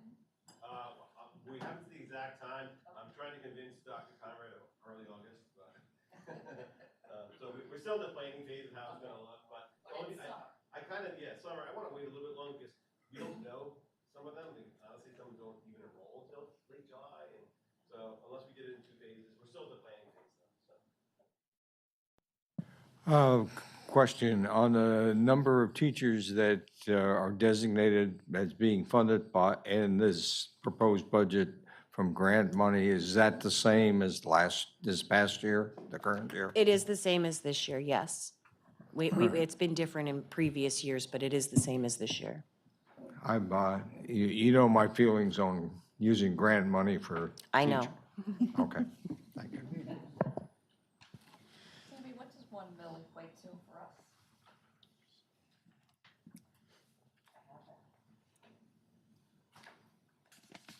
What's 600,000? 600,000?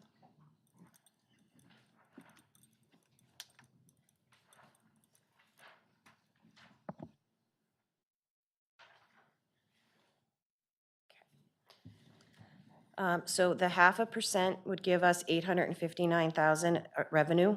The 1% that is what you see is the preliminary budget is 1.1 million. 1.5% tax increase would be 1.4 million, and a 2% increase would be 1.7 million. But 1 mil equates to around 600,000. Well, it's 859 to go from 0 to 0.5%. And then it would be 1.1 million if you went from 0 to 1%. I did the budget, the preliminary, off of 1%.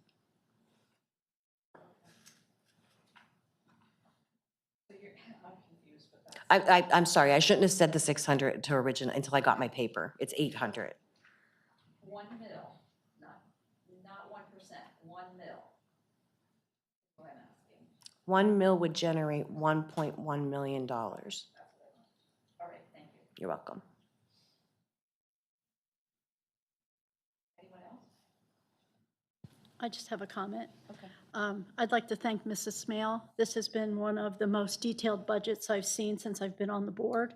I can tell you've put a lot of time and effort in this. Thank you. And so thank you very much for the details.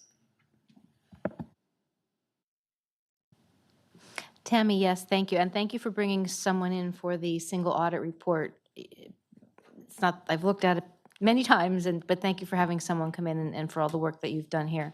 You're welcome.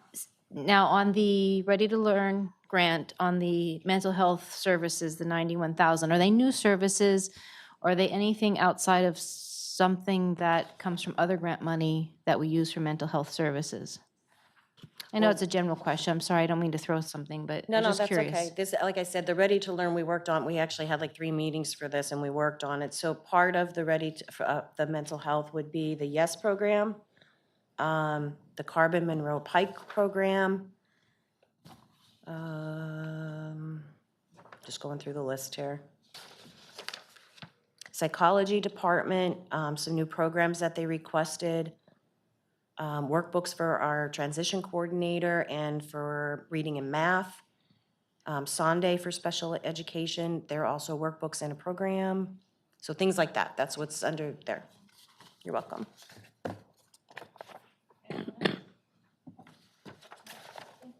You're welcome. Item D, attached are the cap reserve 2018 bond and consolidated bond reports for February 28th.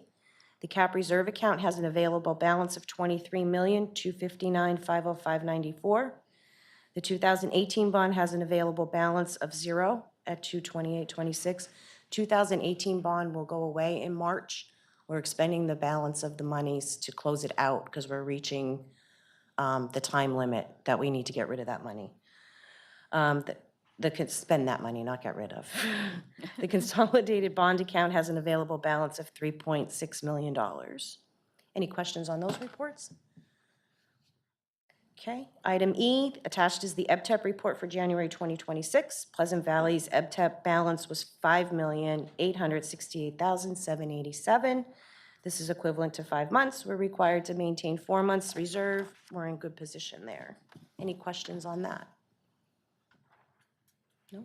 Okay. Mrs. Seitz is going to review the food service budget update for February and ask for a head nod that we can move forward with the food service management company renewal.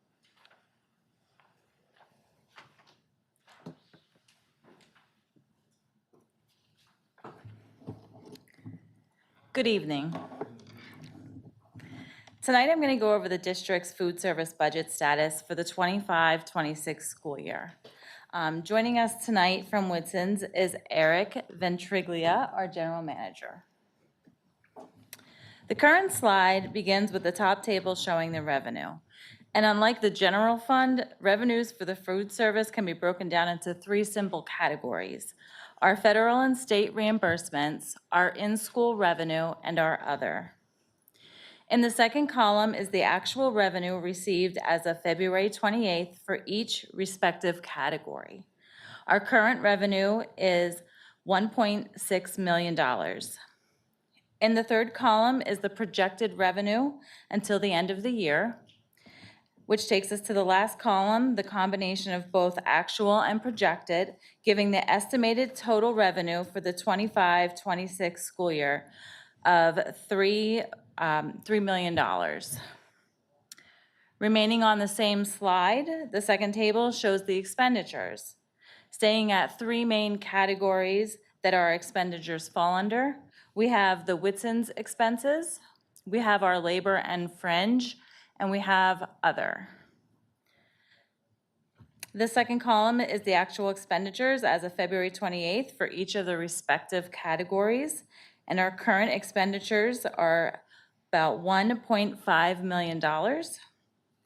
Again, the third column are the projected expenditures until the end of the year, which takes us to the last column, the combination of both actual and projected expenditures, giving the estimated total expenditures for the 25-26 school year of $2.7 million. So then, which takes us to the last row in the table, that's showing a current profit as we stand as February 28th of $94,410.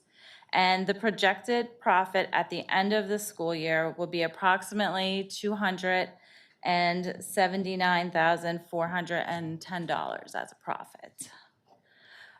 With that being said, the business office is looking for approval to move forward with renewing year 4 with Whitson's Culinary Group pending final board approval after completion of paperwork. Are there any questions? And you're looking to put that on for the end of this month? This part doesn't require board approval. Oh, okay. It's just a head nod that. Oh, okay, you did say that. Yes. Yeah. And fill out that 4th year It's not my night. paperwork. The state approves it and then it comes forward. Am I head nodding this way? Oh. They gotta be warm, right? I do have one question. Since you're anticipating a profit of $279,000 and we are doing renovations at the high school, is there any plans to buy any of the equipment out of that money, or are you taking it all out of capital? Do you want to? And I know there are grants available. Have you applied for grants? Every year. Yeah. So we ended the 24-25, if you remember, if you go back about 5 years, we were at about a $1.3 million deficit in food service. At the end of the 24-25 school year, we actually ended with our fund balance being $1,382 to the positive. Yay. Which I think is very exciting. But we will, cafeteria, you are not allowed to keep a fund balance like we do in the general fund. So we will have to start allocating this money to equipment. I don't think we're gonna need it at the high school, but if we do, we can use that instead of a change order in the contingency. But we can also use it for the other buildings to upgrade some of the other cafeterias and their equipment. And it's my understanding you'll have to get approval by PDE if you're going to buy any equipment, correct? Correct. Yes. Okay, thank you. Yep.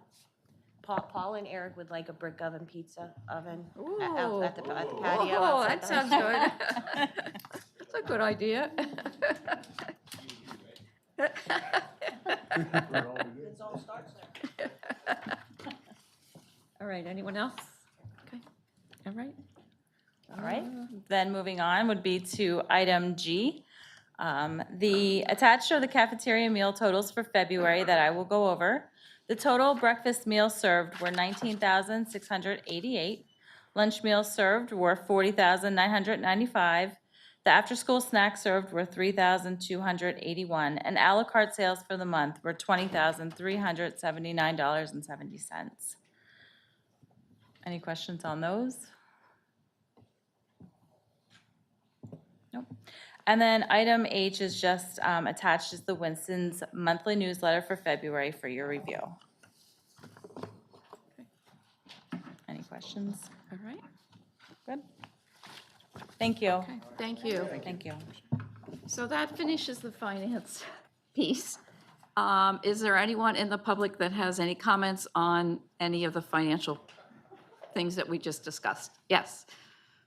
Sorry. That's okay. So under contractual and staffing obligations, does that include everybody all the way up to superintendent? Yes. Okay. We have not heard about his renewal process yet. When can we expect to hear something about that? Stay tuned. Don't leave. You will. Yeah. Today. Okay? Thank you. You're welcome. Anything else under finance? Okay.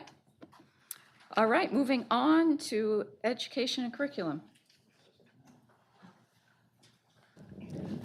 We're going to start tonight with Dr. Ayer. We are just going to give a brief update of where we are with our new science curricular resource and about the upgrade of the computers at PBI, which Mrs. Smale mentioned in her presentation. So just wanted to update you. Go up there.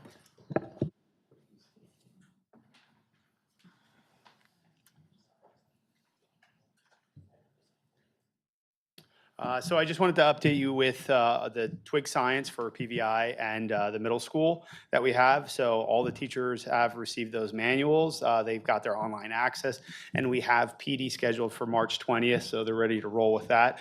I've heard a lot of great things that a lot of the teachers have already been kind of looking at those resources that they have, so that's very exciting. With the computers at PVI, we are looking at purchasing 25 to 30 there to enhance the PVI computer science lab that they have there. And so we're in the process of that, trying to get through that as quickly as we can.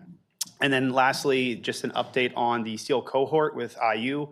We've had those scheduled from the end of January to February, but because of snow and shifting of all that, we have a tentative date of March 31st, where our teachers are going to go to Nazareth to kind of observe how they handle and deliver their science curriculum. So I just wanted to share that update with you. Thank you. Thank you. Any questions? Okay. Next, we have the middle school highlights.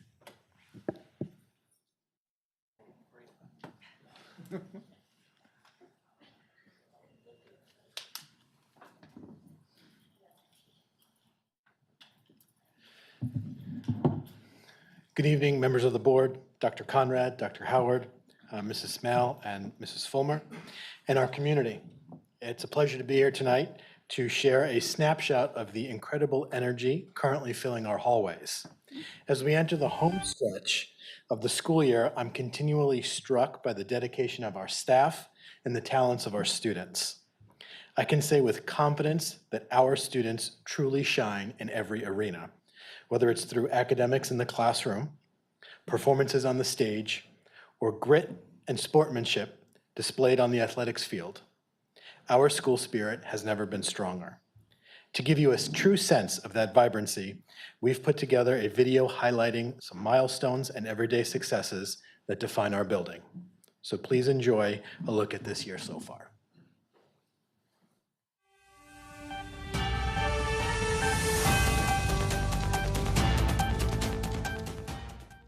Good evening, I'm Drew. I'm Elena. And I'm Jonathan. Welcome to the middle school TV station, PV Bears Network.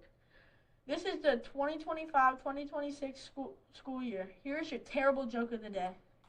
What animal does well on tests, but never studies? A cheetah. No cheetahs in this school, just bears. Here's what's going on at Pleasant Valley Middle School. The third marking period is almost at an end. Students are getting ready for their summer vacations. I mean, getting ready to tackle those PSSAs. The PVMS PTO has been active 7th and 8th grade has been nearly 300 students attended the Winter Wonderland dance, and many more brought carnations and ring pops during their Valentine's Day sale. Is that it? What do you mean, is that it? I checked my list, and I checked it twice. Did I forget something? You should have triple checked your list, since you forgot one of the biggest events of the year, the Harlem Wizards. Everyone was there. Miss Garanci got dunked on, and Mr. Hahn was chased around the high school gym by a train. The crowd could be heard all the way from Burger King. Now I'm hungry. On another note, more clubs are up and running. SGA and NJHS has brought us more Spirit Weeks. So 31 new members were inducted into the National Junior Honor Society this year. They make us PV proud. NJHS is also helping Dr. Gibb and Mrs. Scott to prepare for the Spring Reading Challenge, which will be hosted by Pleasant Valley School District for the first time this year. The middle school team, led by Miss Palmieri and Miss Doff, and the high school team, led by Miss Altimos, have been reading and are ready to welcome over 12 school districts to our first competition. The chess club, yearbook, and ecology club are all going strong. The new esports club is in full swing. The art club is arting, and the academic challenge and the PVMS book club have been holding virtual and personal meetings. The Sixth Sense crew is practicing with the hopes of bringing home another first place trophy.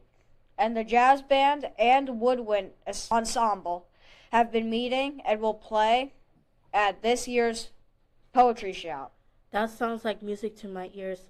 Speaking of music, the band concert on December 9th and the chorus concert on December 16th were both very successful. We also like to congratulate the students who Miss Michaels took to the District 10 Junior Band Festival.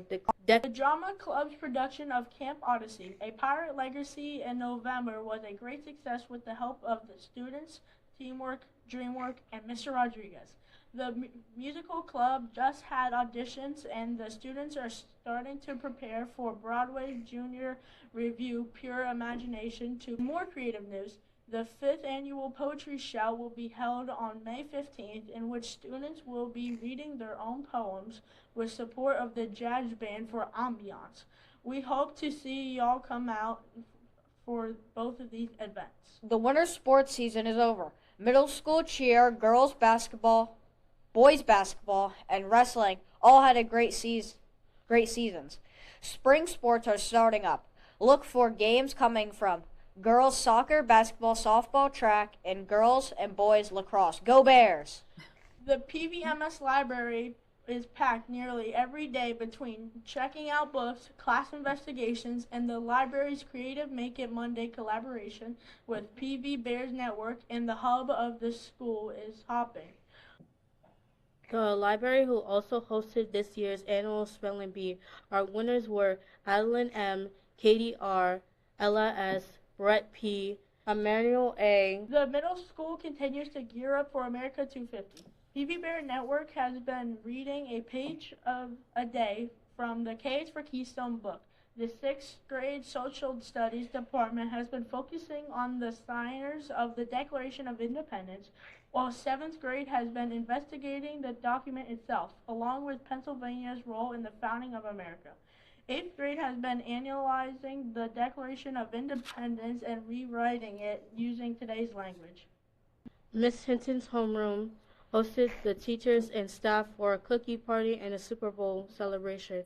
The students made 765 cookies and 11 different types of soups. Students are working hard and staying active, but our teachers and principals also continue to work hard to make this a great school year. The reindeer games were next level this year, but this had to be the best part.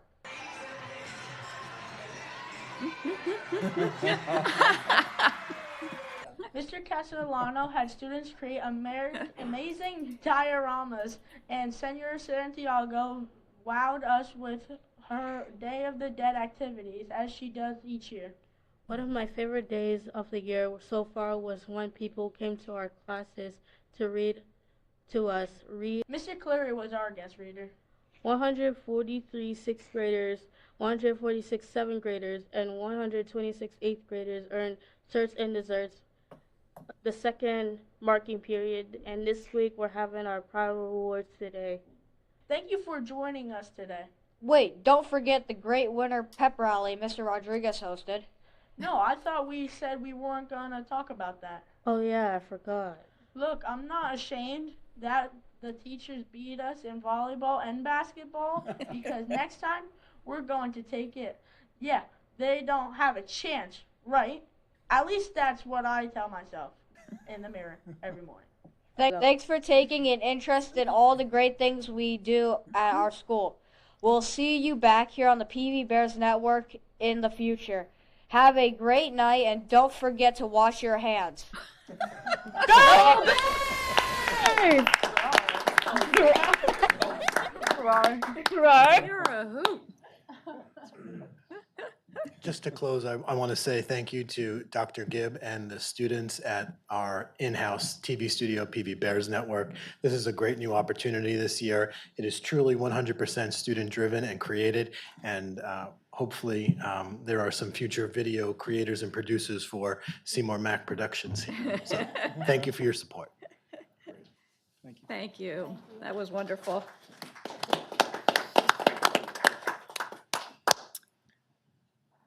One more item.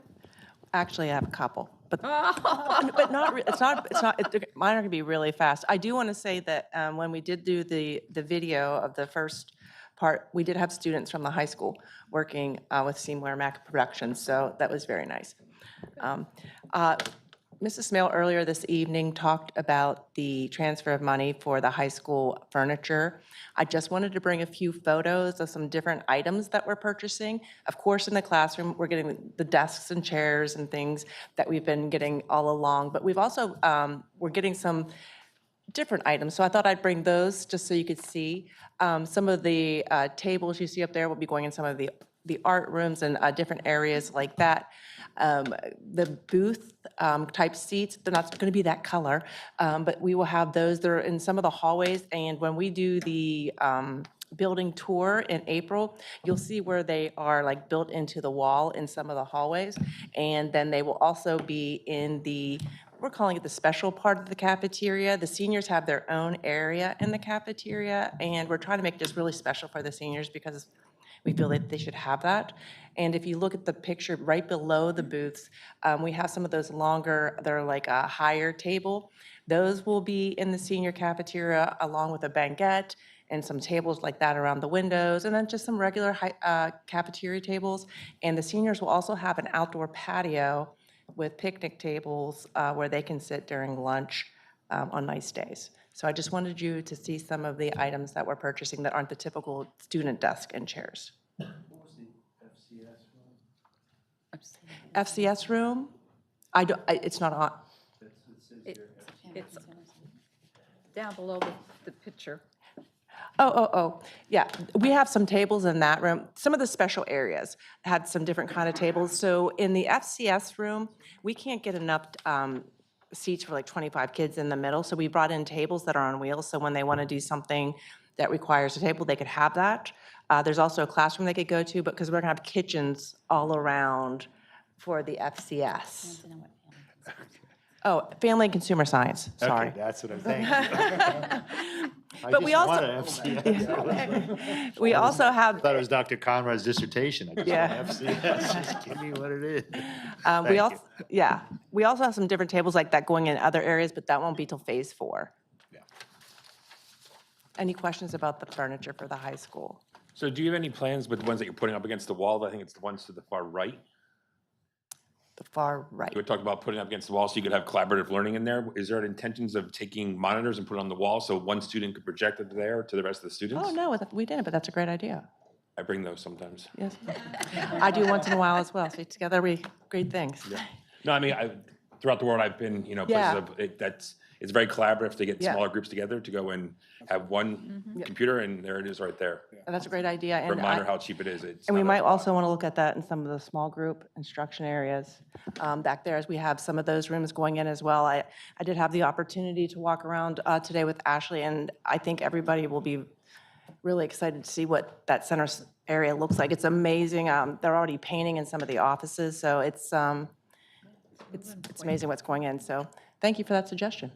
Yeah, I saw that. Any other questions about furniture? Because that will be on for voting. Voting? The change order. The change order. I have a general question. Sure. Like, I just, no, it's not about any of this. It's about, I don't know where this fits into the schedule about scholarships. Usually they have Singer by now. Is that going on? I know that Peyton in the guidance office is always on top of this, and we've been sending her new scholarships as we get them. I'm going to look over to. No, Singer scholarship. Yes. Oh. They're in the process of doing interviews right Oh. now. Mr. Morgan actually is sick, and he had spoken to the Singer Scholarship. They understand it, so they're allowing him to postpone the interviews until he gets back to school. Okay, thank you. Usually it's on the agenda. Correct me if I'm wrong, there's, I think, 6 students that are kind of finalists, is that Yeah, we right? got finalists, so we're just waiting for Mr. Morgan to get back, and then the interview process will start. And then they'll select them. He's out long? They won't miss the opportunity. No. Oh. They're hitting pause, so Okay, he's thank been you. talks with them. Yep. Okay, the last one I have, I just wanted to bring it to your attention that I have been working with Mike Sanders on putting a marquee in front of the middle school. I think it's a lost opportunity to give information out to the community for people that don't have children here. It will be a digital display, just like we're going to have at the high school. It is 8 by 4. I know you see it on some poles there. That brick base is what we currently have there. Bob Hartman from Digital Scoreboard, who we're working with the football scoreboard, the gym, the high school, this is all going to be the same. This is going to have kids involved in it. It's not going to look exactly like that. That is the size. I had them put the size that you could see on the base that we currently have so you get an idea. I'm not going to have those poles there. Mr. Smale and I are going to work together. Well, he's going to work to put a nicer foundation there. Maybe he and Mrs. Smale and I can stand on the side and direct. But, and we're also working with Dave Colmer from Mark Fitzgerald's office because Mike and I will have to go to the township for a variance. The high school project, the marquee was part of the project, so that's not a problem, but we are not, I guess, zoned for that right there. They don't think it's going to be an issue because across the street's commercial. It's not like homes are going to be right there, but I think this is a great opportunity. There's so many times things are going on, and maybe you don't look at the webpage, but if you drive by, you can see it on the marquee there.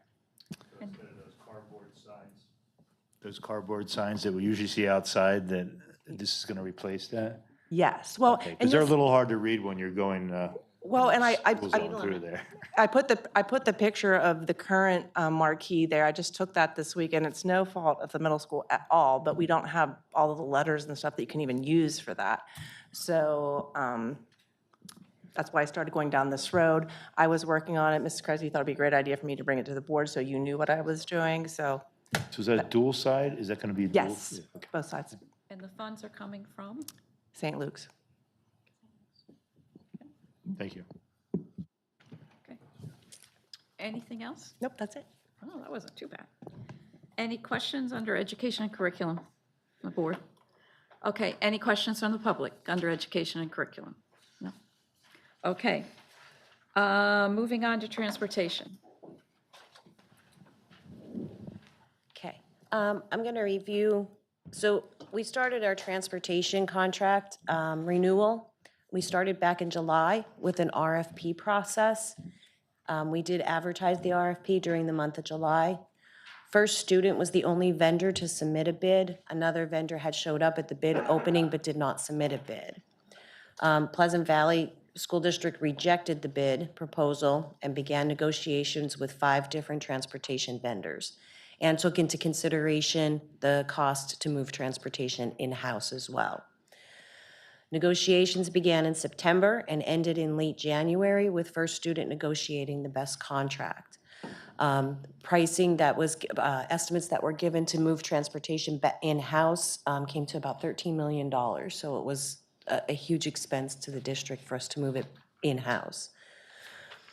So I have already presented this to most of the board members. So these are the contract highlights. It will be a 7-year contract effective 7/1/26 through 6/30/23 based on 175 student days. There'll be a 6% increase in the first year, 6.75% increase years 2 through 7. First Student will sponsor 10 $1,500 scholarships for graduating seniors each year for the life of the contract. First Student will donate $50,000 to any upcoming projects or needs of the district during 26-27 school year. They will also donate $25,000 to any upcoming projects or needs of the district during 27-28 school year. Their rental payments for use of district property will increase 2% each year for the life of the contract. And the district will reimburse First Student 45% of the daily rate for any virtual/fit days. This is the last item is new for our contract. It is common, every school district that I've talked to, their vendor, whether it's First Student or another vendor, they're all putting it in. Do you know what that equates to dollar-wise? For the first year, it would be like, based on our runs now, $23,500 for a day. What happens if I mean, I see the 175 days that I know we're all talking about, we want more days in school. What if somewhere along the way, we ended up getting an extra day or two that bring our students back to is? We'll open the contract back up and the daily rates will change. From the time I presented to the board, the rates, it was 174 student days, and when the calendar got changed to 175 student days, First Student actually revised those daily rates. Okay. It only went down by a couple dollars for each area, but they did revise them. Okay. So in the contract, it does say that if we go over the 175 student days, the daily rates will be adjusted accordingly. Okay, yeah, because you're saying 7 years here, I was hoping we get an extra day back here or there, but, okay, thank you. You're welcome. Any other questions? Anyone else? Do you wish to put that on? It looks like it's gone back and forth between their attorney and our solicitor. Looks like we've reached a final agreement yesterday with all of the wording. So yes, it'll be on March 26th board agenda for vote. Okay. And there are some ideas for the donations, the 50,000 and the 25,000, which would answer your question about uniforms. So that's kind of the goal. That would be my suggestion of what to do with that money. Since we are in dire need of that this money should be designated to the athletic department to replace all of those uniforms. All right. All right. I've got too many papers in front of me. All right. Any other questions under transportation from the board? Okay, yes. Could you do me a favor? Could you repeat the number for the 45% daily rate? That, just because my brain went. 20, thank you, thank you, thank you. Thank you. 23.5? She got it. 23.5, I wrote it down. Thank you. Okay. Any transportation questions from the public? All right. 5-minute break or continue? Continue? Yeah. Okay. Do we?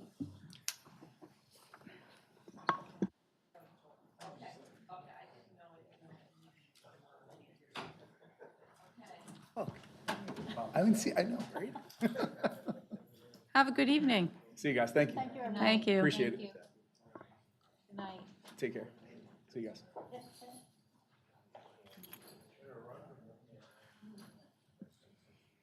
Oh, where did he go? I need a bottle of water. Yeah, would you?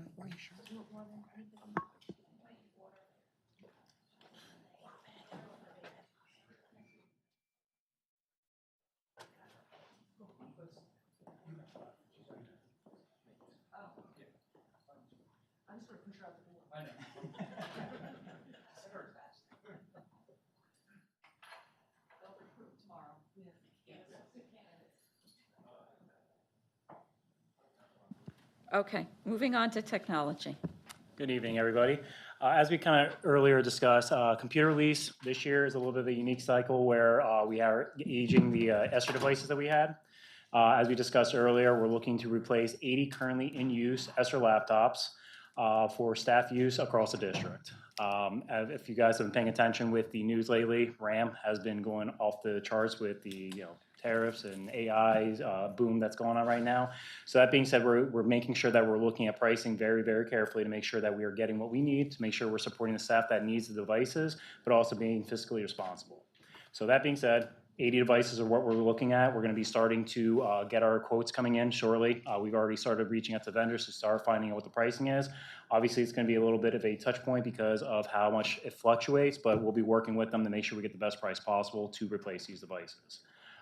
Any questions as far as the staff laptops? Okay, cool. Moving on, we're looking also at 300 kindergartner Chromebooks. This will kind of fall in line with our refresh for the kindergartners. Again, with our alignment for our refresh cycles, we're only needing 300 for this year. Again, same thing with the ramp increases right now, where pricing is very, very volatile at this point. So we're going to be reaching out. We're actually exploring other options as far as looking, historically we've always used HP, but we're also looking at Lenovo, Dell, any others just to see where the price points are to make sure we're getting the best deal. Any questions in regards to those Chromebooks? So are they going to be touchscreen? We're looking at both options, touchscreen and non-touch. Again, pricing is definitely going to be a factor in it, but we also want to make sure we're meeting the needs of the students and the teachers. Which one's more durable, the touch or the Well, durable in which sense? We've seen Chromebooks where screens, typically the touch screens can be more durable because they have a better glass on them. But also we have to factor in the chassis, the bezel and everything else because we've seen many, many different ways these Chromebooks have gotten damaged. So it's just not the screen. So, but we also, like with the kindergartners, we do encase them with a heavier duty case. So our breakage is down at that lower level just because they are our younger students. Don't seem to be more of the physical nature. It's more of the technical issues that may be happening. So those are pretty good down at that level. Thank you. Yep. Okay. Any other questions as far as devices go? All right, moving on. I want to also mention about something that's coming down, which is a federal mandate. It's the Web Content Accessibility Guidelines. This is something that's taken effect for us next year, April of next year.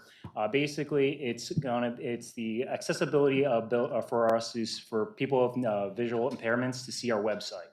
So essentially, by making sure that we're being proactive this time around, even though we have a whole year, it's going to safeguard us from any kind of legal actions that if we're not keeping up and making sure our website's accessible to all people that may have disabilities seeing it with their eyes. That being said, we started the proactive approach of reaching out to our vendor to do a report to make sure that everything currently is compliant. With our selected vendor, which is Finalsite, they already have baked in accessibility options. So anything we're using within it, when we add elements and stuff like that, they're already baked in with accessibility.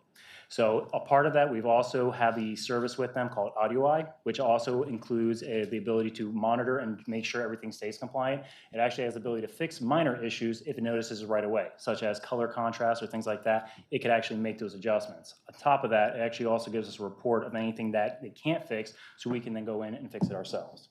So we have, so with the baked-in elements that are already there, we have these reports that we're going to be looking at with them, and then we also have AudioEye that's constantly fixing them for us.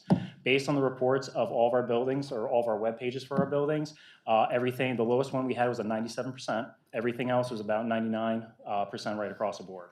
So we're looking pretty good as far as where we stand currently. Now moving forward, continuing with the proactive mindset, we're going to be hosting, my team and I will be hosting a website training for our office staff that monitor the website. That is going to be the biggest component about this accessibility. The elements within the platform will always be accessible. It's the staff that's adding content that we have to make sure stays accessible as well, such as including alternative text, other metadata tags, stuff like that, that the system will not be able to do. We have to do it ourselves. So we'll be hosting that on the Act 80 day, and then also be recording that video so this way our staff can have that as a reference. Aside from that, we also will be continuing, my team and I, we try to meet at least once a week to review website issues, but this will now be a part of a monthly review to just make sure that nothing's missing. The one thing I wanted to stress about this whole guideline thing is that it's more so that it's not a I gotcha kind of scenario. It's more the fact showing that we as a district are making the attempts to make it accessible. It's never going to be 100% because there might be something that pops up that may not be accessible at that moment in time, but we've already placed on our website. If you notice anything, here's how to report this so we can fix it ASAP. So again, it's that effort that we're putting into, and with these already what we placed, in fact, I believe we are more than accompanying that. So any questions in regards to the website? Okay, cool. And the last item for tonight I have is E-rate PEPA mini bids. There are two projects we're looking to use our new E-rate fiscal year for. The first one is going to be finishing off the Aruba access points over for our PVE. We've already sent out the PEPM request for those, and we just started getting them all back this week, so we're going to be evaluating them. Along with the PVE wireless upgrade, we're also looking to upgrade old switches that are throughout our district, so this will be across the board here. Some of our aging switches are all the way back from 2016, so they're getting to the point where they still work, but while we have the E-rate funding for it, let's get them upgraded, so this way we're getting newer equipment and less chances of outages. So both of those bids will be coming through. Right now, as it being a PEPA mini bid, it's going to be at the lowest price as far as product-wise, so we're just making sure we're picking the vendor that is coming in at the lowest price, and we'll be presenting that at the next board meeting. Any questions on either of those? Okay, that's all I have for tonight. Thank you. Welcome. Any questions from the public on technology? Okay, moving on to policy. So this evening, there are 6 policies that just wanted to revisit to see if there's any questions about. Our goal is to have them on the next board meeting for second reading and approval on March 26th.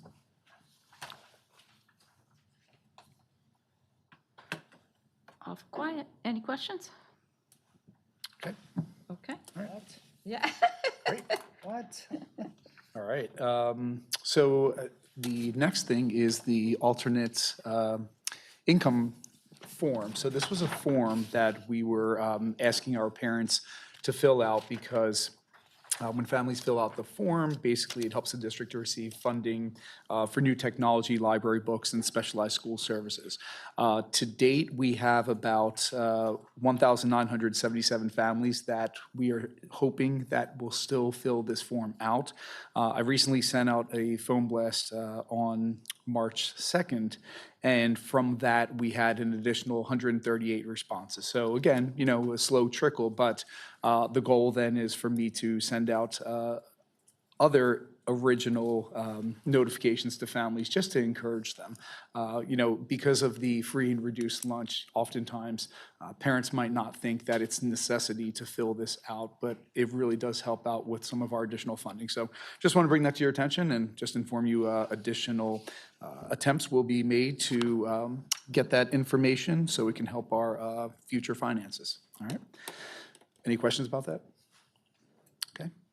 Moving on to March Denim Days, school scholarships. So this was really exciting. I had an incredible staff member that came to me and said, you know, we're doing some great things, raising about $29,000 annually to different organizations and programs throughout our community. What about our students?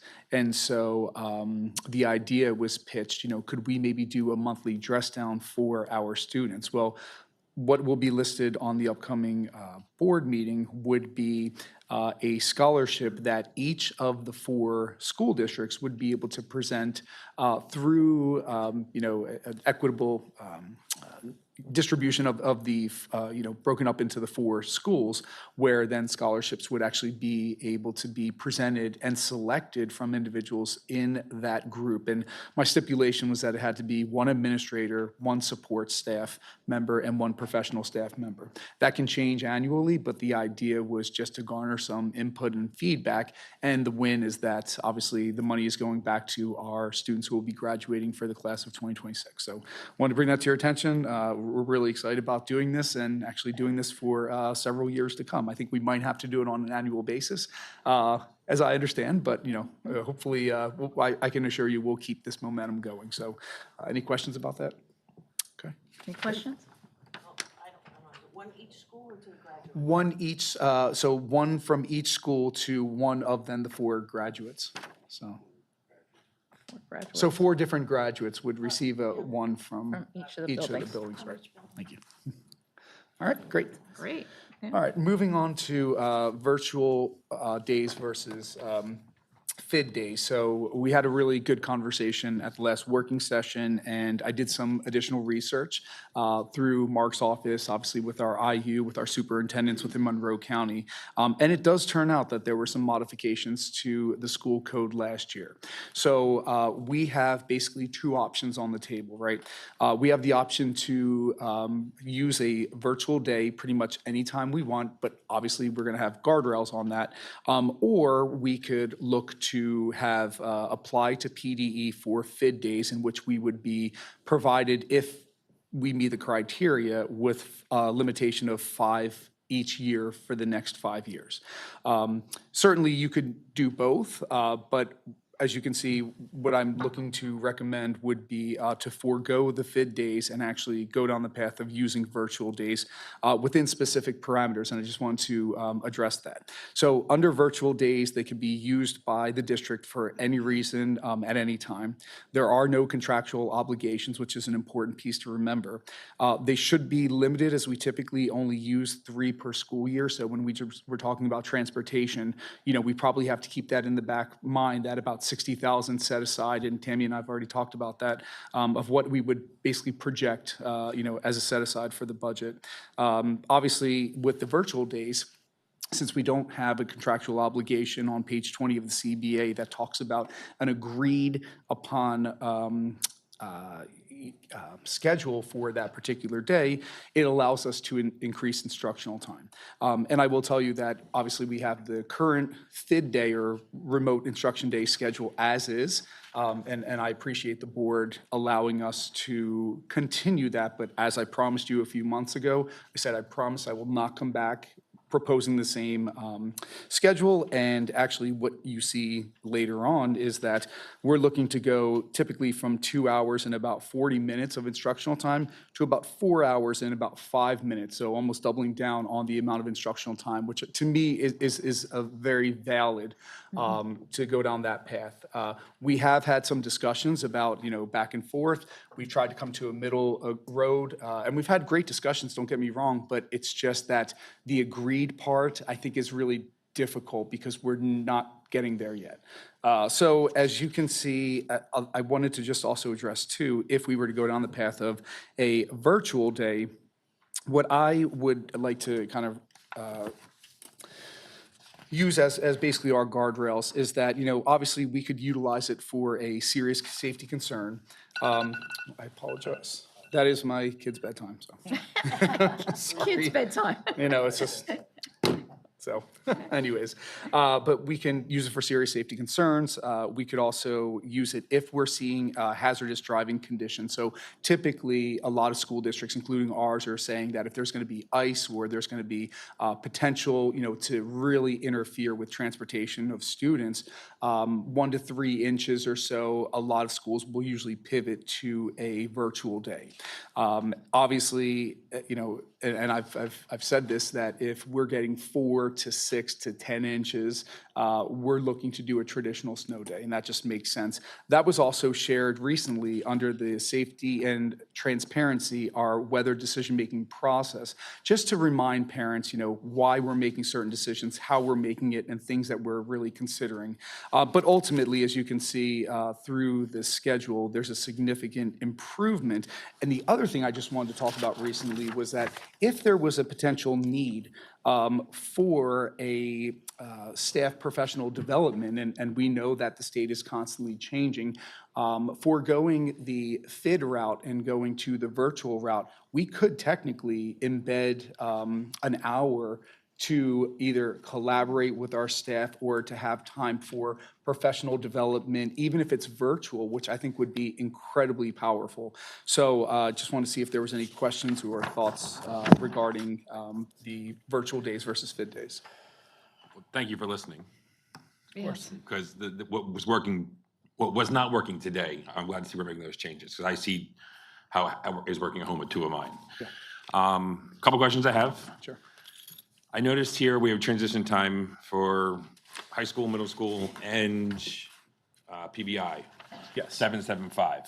Because they have shorter legs, you would think they would get more time as opposed to the 7 minutes. That's 14 minutes of educational time we can gain back. Yes. At the high school and the middle school. Right. So was there a rationale for? There wasn't. I mean, that certainly can be adjusted. And I just wanted to present something that narrowed the scope, because I believe previously, or what's currently now, is maybe like a 10-minute or so. long. And it's much longer. So certainly, we want to be mindful of staff member to, use the restroom, students, but I mean, I've literally seen it where kids are like, can I use the restroom? And you're at home and you're virtual learning. It's like, yes, you can go. Like, it's okay, right? So the learning will continue. We just need you to get back here like as soon as possible. No, So- I think the pause is needed, right? You need to have a pause from, it's not just continuing all the way Sure, through. sure. I'm not trying to say, we need some transition from period to period, 100%. Right. But we can make the adjustment. So I mean, I just thought it stood out. Yeah, absolutely. Prep time, is that contractual, an hour? So it's interesting. This was something that we were originally doing. They do have to have prep time equal to 1 period. 1 period at the max right now is about 48 minutes. So what we did most recently is that because of that potential last minute pivot, we wanted to really front load that prep time in the beginning of the day.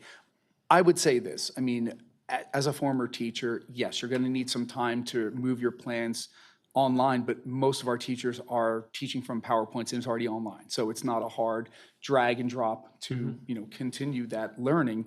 But yeah, I think that the fact that it's happening only 3 days during the entire school year, we're not talking about teachers, not getting their weekly prep time. I mean, even if this happens on one given day of 1 week, you're talking about 2.5 to 4 hours that they're still having to do or have the ability to do prep time for future lesson plans and so forth, grading, things of that nature. So I think by having the hour, it really is palatable, the feedback I've gotten from our teachers and staff.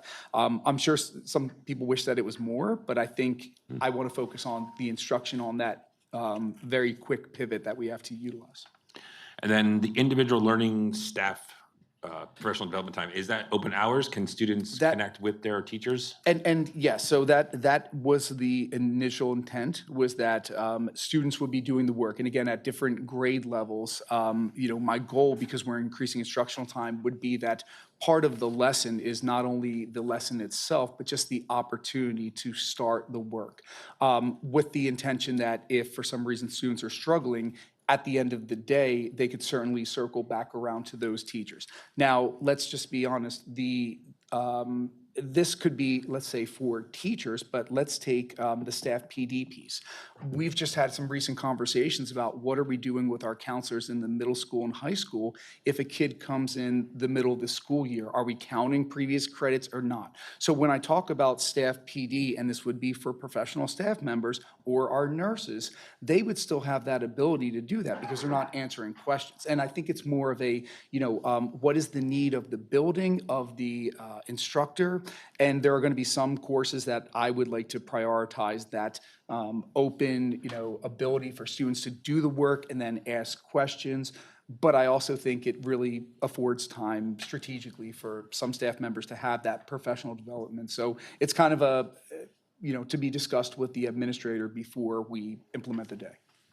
So you are saying that that period is open for discretion of the administrator or you if they need to do any professional development? I'm saying that I think we need to do pre-planning where. I'm saying it's not just, because you're not saying it's there, you're saying that it's, that everyone knows this is your prerogative to as something. Well, not necessarily. I think it's my prerogative to Not you, increase but just to increase the instructional time.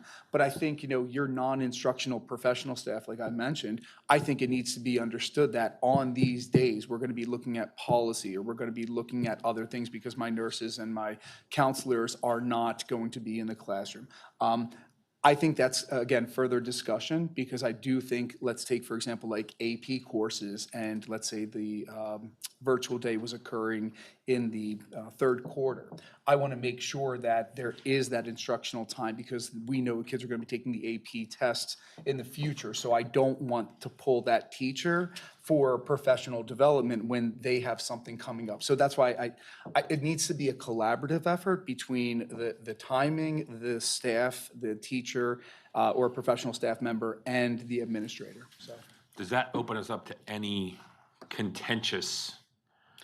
Grievances. I wasn't going to use the word. I but- don't think so. And full transparency, I mean, where I'm getting stuck is this notion that literally, the split between 2 hours and 4 hours is 3 hours, but then 3 hours in a most recent conversation is not where everyone wants to be. And that makes it very difficult.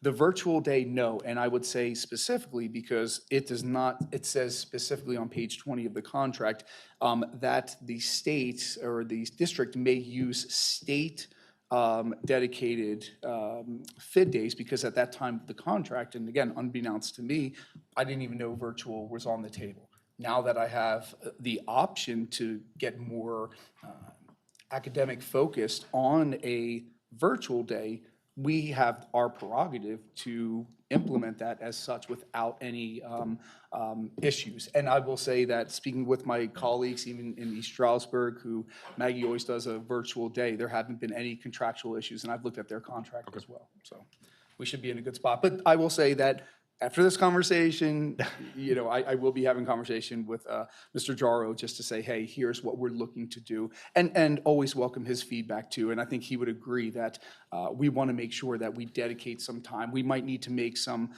slight modifications, but I think this is a really good template of what we want to implement. Yeah. So. I just have So- one. Yeah, and I have a comment. Go ahead. Oh, okay, so for that last hour, would our counselors be able to meet with kids if they needed to? And would the teachers be able to meet with struggling students? Absolutely. I would say that, For whatever various things counselors needed? What I'll say is this, literally the staff PD aspect of it came to us through some discussions that we had, I think, yesterday. So it was never part of the original plan. However, being, around the block a couple times, I know that if I don't specify what it could potentially be used for, that's where I might get a grievance to say, well, you said it's like the prep duty, right? If I say prep duty and I gave you prep when you're supposed to get duty, I'll get a grievance, right? But if I say prep duty, so again, we've learned a couple things. I don't foresee us having a high need to do staff professional development. And I will, without a doubt, tell you that the focus should be on the students, whether that is counselors. we're talking a little bit more about speech, and I know that that's always a challenge as well, and it's certainly not the most ideal situation. But if that's going to help, some of our students, because we're required within a set amount of time to provide services, maybe that's something we can explore. So again, I'm very open to the concepts, but the intention is really to be focused on the individualized learning and, the support from our professional staff. And if there are times where somebody misses a particular training and they need to catch up on that professional development, or depending on it, you have to think about it, right? So what if we had, like a few years ago, a virtual day in the third day of school, right? What if you have it on the last day of school? So I think just because of different timing, we have to be open to what's the most impactful thing we could do at that moment in time. That's what I was going to say. If something happens in May, like the old days, I won't mention what used to happen, well, then there was no school. But here, at that time in May, you could just use, as a professional development type thing. So like I said, wording in there, let's make sure we get every option that's possible for that. So thank you. I just have one comment. As a sitting member of the Citizens Advisory Committee, this was discussed at length. And one of their questions to John and I and Matt was, is there a way to hold the teachers accountable for these kind of days? Can you follow technology? Is it, because it may only be 2 or 3 days, are you okay with letting that go? Yeah, so I would say that, even with the classes running, I know for an absolute fact, our administrators are popping in. And again, it's not from the level of we don't trust you. It's from the level of like, hey, is there anything that you need? Are the students checking in? Do we need to send out a quick phone blast to the 12th grade because it's now senior skip day? Like, right? Those are things that are realities that we have to kind of address on an as needed basis. So hopefully that answers your question. It does. We just want to, make the adjustments as needed. So, yeah. So we will not be applying for FID days. I would recommend that we would not apply for FID days. And I would recommend that we would then implement virtual days. And certainly I'll have further discussions about this. And then once that occurs, I'd like to circle back around to you. Now, mind you, the FID day application would need to be submitted by May. So I'm bringing this to you in March, because I just wanted to make sure and kind of get a feel for what direction we wanted to head towards. But I'm pretty confident that utilizing a virtual day, utilizing the fact that we haven't implemented really more than 3, but the one year where we had 2 other safety concerns, it's very few and far between, and I think this gets us to a higher level of learning when we physically can't be here. But you guys know me, 10 times out of 10, I want us here. And there were some bad weather calls, and I can't do anything about that. We can't do anything about it. But I don't know. Sometimes I kick myself, and it's like, why do I even watch? Because, but we're trying to be safe, right? Just don't even get it right. They don't. It's so yeah. But am I good to move forward with virtual days?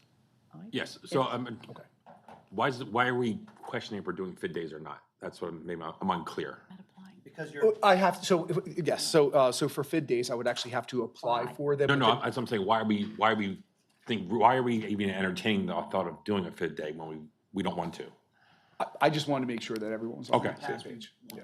I know, but now we have the option of virtual day. We don't have to have a FID day on the table. And by not going the FID day route, we're actually taking that off the table as an option, which forces us to have more screen time for the kids. Correct. On these virtual days. Absolutely. So that's. Yeah, I just don't want to, having other conversations where it may be beneficial for some of a FID day versus a virtual day. Yeah, I'd rather just do, virtual or we're here. Like, Yeah, I pretty mean, much I think that's it. what the will of the board sounds like. That's what we want. Sure. Okay, perfect. Great. Thank you for that direction. Appreciate it. Tammy, I just have a question, and I did go back and look at what verbiage you had under transportation. So, okay, I wanted to make sure, I saw it there in your presentation, but I just wondered. Okay, just wondered, okay. So close. I recommend we just not have another winner like we just had. Or I'm kind of thinking of a more creative terminology that is not either virtual or FID. So if the board would like, I could maybe come up with some creative names and, you know, forego contractual obligations as they are defined very clearly. So if again, kind of joking, but kind of serious. So let me know what your thoughts are. Maybe text me. Sure. I'm just trying to be creative, that's all. Just thinking, you know, there's options out there, so anyways. Janet has a question. Sorry, Janet, yes. I usually find when somebody tries to get creative, they usually get their fingers. Yes, that's true, right, yeah. So, Language is key. yes. Dr. Do we have to write policy then around this? And you did mention about it being modified school code. Is there a section to that? It's actually rewritten in the school code as was described to me from, An act that was put in 25? yes, I don't know the exact, yeah, but I do know because, and actually part of the concern that I had is where is it written? Who said it? Is it misinterpretation of something? But I've confirmed with multiple authorities that that is actually school code. That was something that was adjusted, I believe it was last year, in terms of the language for that. So in terms of policy, it doesn't necessarily have an implication of policy. I would say it's more of a procedure. So I think the procedure is something that I think we need to make sure that we thoroughly define. So even from an AR perspective, we can always embed that. Usually I do kind of put those ARs from an instructional piece to say, this is what the pivot would be to a virtual day. Here's what the schedule would be. And frankly, I put that information out well before the school year begins because I want to make sure that our staff knows exactly who should be here, when and how, and then also what that schedule looks like. So definitely, well, I'll make sure we communicate it out though. Okay, all right. All right, it kind of C and D were rolled together, so Yep, I'll that's what I move thought. on. All right. So these were some notes I had for cyber charter residency verification. So, you know, as you're aware, on February 20th, well, actually, let's back it up a bit. Act 47, which was signed on November 12th, 2025, had focused on some very clear expectations for cyber charter schools. In so much, they talked about one section of it, which is a section of residency verification.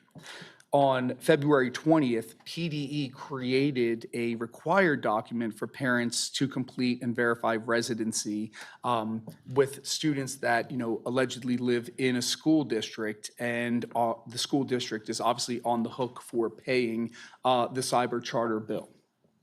By March 1st, we were supposed to receive the residency verification from not only the parents directly to us, okay, but we were also supposed to receive a validation from the charter school that's sent to us that confirms that they received the residency information and that that student resides within our district. I'm going to say this number very slowly because it's important to understand. We have 404 students in Pleasant Valley attending cyber charter schools. As of today, right now, I have 48. That is 11%. 48% of the students that I'm being billed have shown proof of residency. This is intolerable. The current rates for our district, we pay $13,586 for a student to attend a cyber charter school. And if that student has an IEP and is deemed special education, it's $25,679. Okay? Ultimately, what this means is that I am paying a minimum of $13,586 times the 356 students who currently have unverified that they allegedly live in our district, which means that I'm paying $4.8 million for students who apparently reside in our district. Now, let's be clear. There certainly are students that reside in our district that attend these cyber charter schools. But I am not going to pay a bill if you cannot play by the state law, which is Act 47. This is an actual law that I have people breaking. okay? And as you could tell, I'm pretty fired up about this because I've been spending the last couple of probably weeks, looking at all of the things that are the expectations, right? We have expectations with Act 44, which is notifying parents if a weapon's on school grounds. Guess what? 500 school districts comply. Cyber charter school, you don't have to worry about it, right? Because you don't have school grounds. But yet, you can't fill out a form, which is right now 2 weeks late, and I have 3 schools, and I'm going to name them, because I have more than 10 students in each of these cyber charter schools, and I have not received one shred of information from these individuals. And those schools are as follows, because we want to talk about trust and transparency. Here it is, okay? Those schools are, let me just double check right here. So can we stop paying?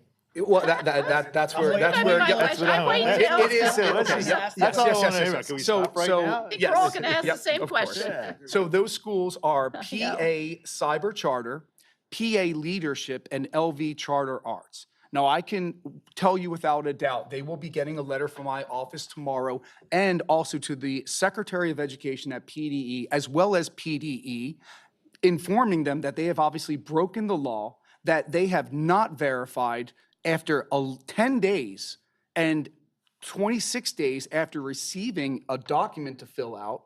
So I refuse, without a doubt, to pay. Now, here's where the problem's going to come in. And Tammy and I talked about this. What's going to happen is the state's going to come in and they're going to say, well, you know what?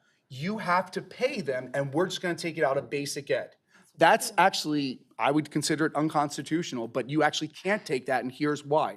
Part of Act 47 allows me, within 10 days of receiving verification or a letter saying that a parent resides here, that I can challenge that. However, it's very clear that I have, during that challenge period, I am still on the hook to pay. Here's my question to you. How do you challenge something that hasn't been provided to you? So I am literally putting a stop payment on this. I'm reaching out to Nathan Maines at PSBA, Executive Director Sherry Smith at PASA, and I will be contacting any other P groups that I possibly can, PASBO being one of them, to say I absolutely refuse to pay. I will be on the phone with Mark tomorrow. I am not paying $4.8 million if you can't show me a piece of paper that not only says that you live in my district, but that you can't even show me where you reside. And by the way, just because you say your kid comes home and sleeps here, if that's not where they're primarily sleeping, then guess what? If it's not where you rest your head at night, we're gonna have problems. So our next steps as a district are to certainly follow. We have 404 emails, actually 356, that will be being sent tomorrow, okay? Once those emails are sent, I'm expecting a few that are undeliverable, right? And then we're gonna be making phone calls. Okay, if the phone call doesn't work and the email doesn't work, I have an incredible police and security force that's just going to happen to go and do some door knocking, because I want to find out if these kids are actually in my district. Because I'll tell you what, and I'm going to tell you this right now, I found one earlier this year, lives in North Carolina. The daughter has a North Carolina driver's license, yet I'm still paying the bill. I can tell you, I can get a private investigator and I would save tons of money. So there are some next steps that I'm looking to pursue. And again, whether they're discussed contractually through executive session, but I absolutely refuse to pay for services rendered that weren't rendered for students that allegedly live here that we know unequivocally do not live in our district. I absolutely refuse to. And I'm sorry, I know I'm getting hot, but the reality is, like, I refuse to pay. So that's where I'm at with this process. I know. So those are the steps that we're going to be doing. And again, the letters that will be sent tomorrow as like my number one priority. On a positive note, okay, let's, woosah. Take a So breath. Cyber Curriculum Committee, we've been making some really great strides with that group. And so right now for our cyber program in grades, actually, basically, we run our own cyber program in grades K through 5. We're going to be rolling that up to 6th grade next year for our Bears Academy. Oh, and by the way, our graduation rate for Bears Academy is at about 90%, and all of the cyber charter schools are at 60%. And if you don't believe me, check the stats, okay? Flip a coin if you want, but it's your future. So with our future and our kids, we are going to have our kids be successful. And actually, that's predicated on the fact that our teachers, and we're looking to integrate them in grades 6 and 7 to teach the Bears Academy students for next year. So something we've been actually doing for the last few months. We've had about 6 meetings or so. But I think, again, instead of paying Seneca Valley teachers who might not know my kids as well, I want our teachers to be in the fold with knowing our students and being able to support them. Obviously, my goal is for all of our students to be in brick and mortar. There are some medical and other circumstances in which that's not, in the best interest of students and families, but I certainly want to offer another alternative, and certainly a much better alternative than anything else that any of the cyber charter schools that are doing right now. So, like I said, there is a plan in action. There are some things, definitely working through the system right now, and there's some state violations that are going to be dealt with, I hope, because you can't hold somebody accountable if you don't actually follow through on what the law is. So hopefully some people in higher ups in PDE are listening, because if I'm at 4.8 million and there's roughly a couple $2 billion being stolen, I'll call it, from taxpayers, I'm pretty sure that I have 499 other colleagues that would probably get to my side to say, this is highway robbery and this has got to stop.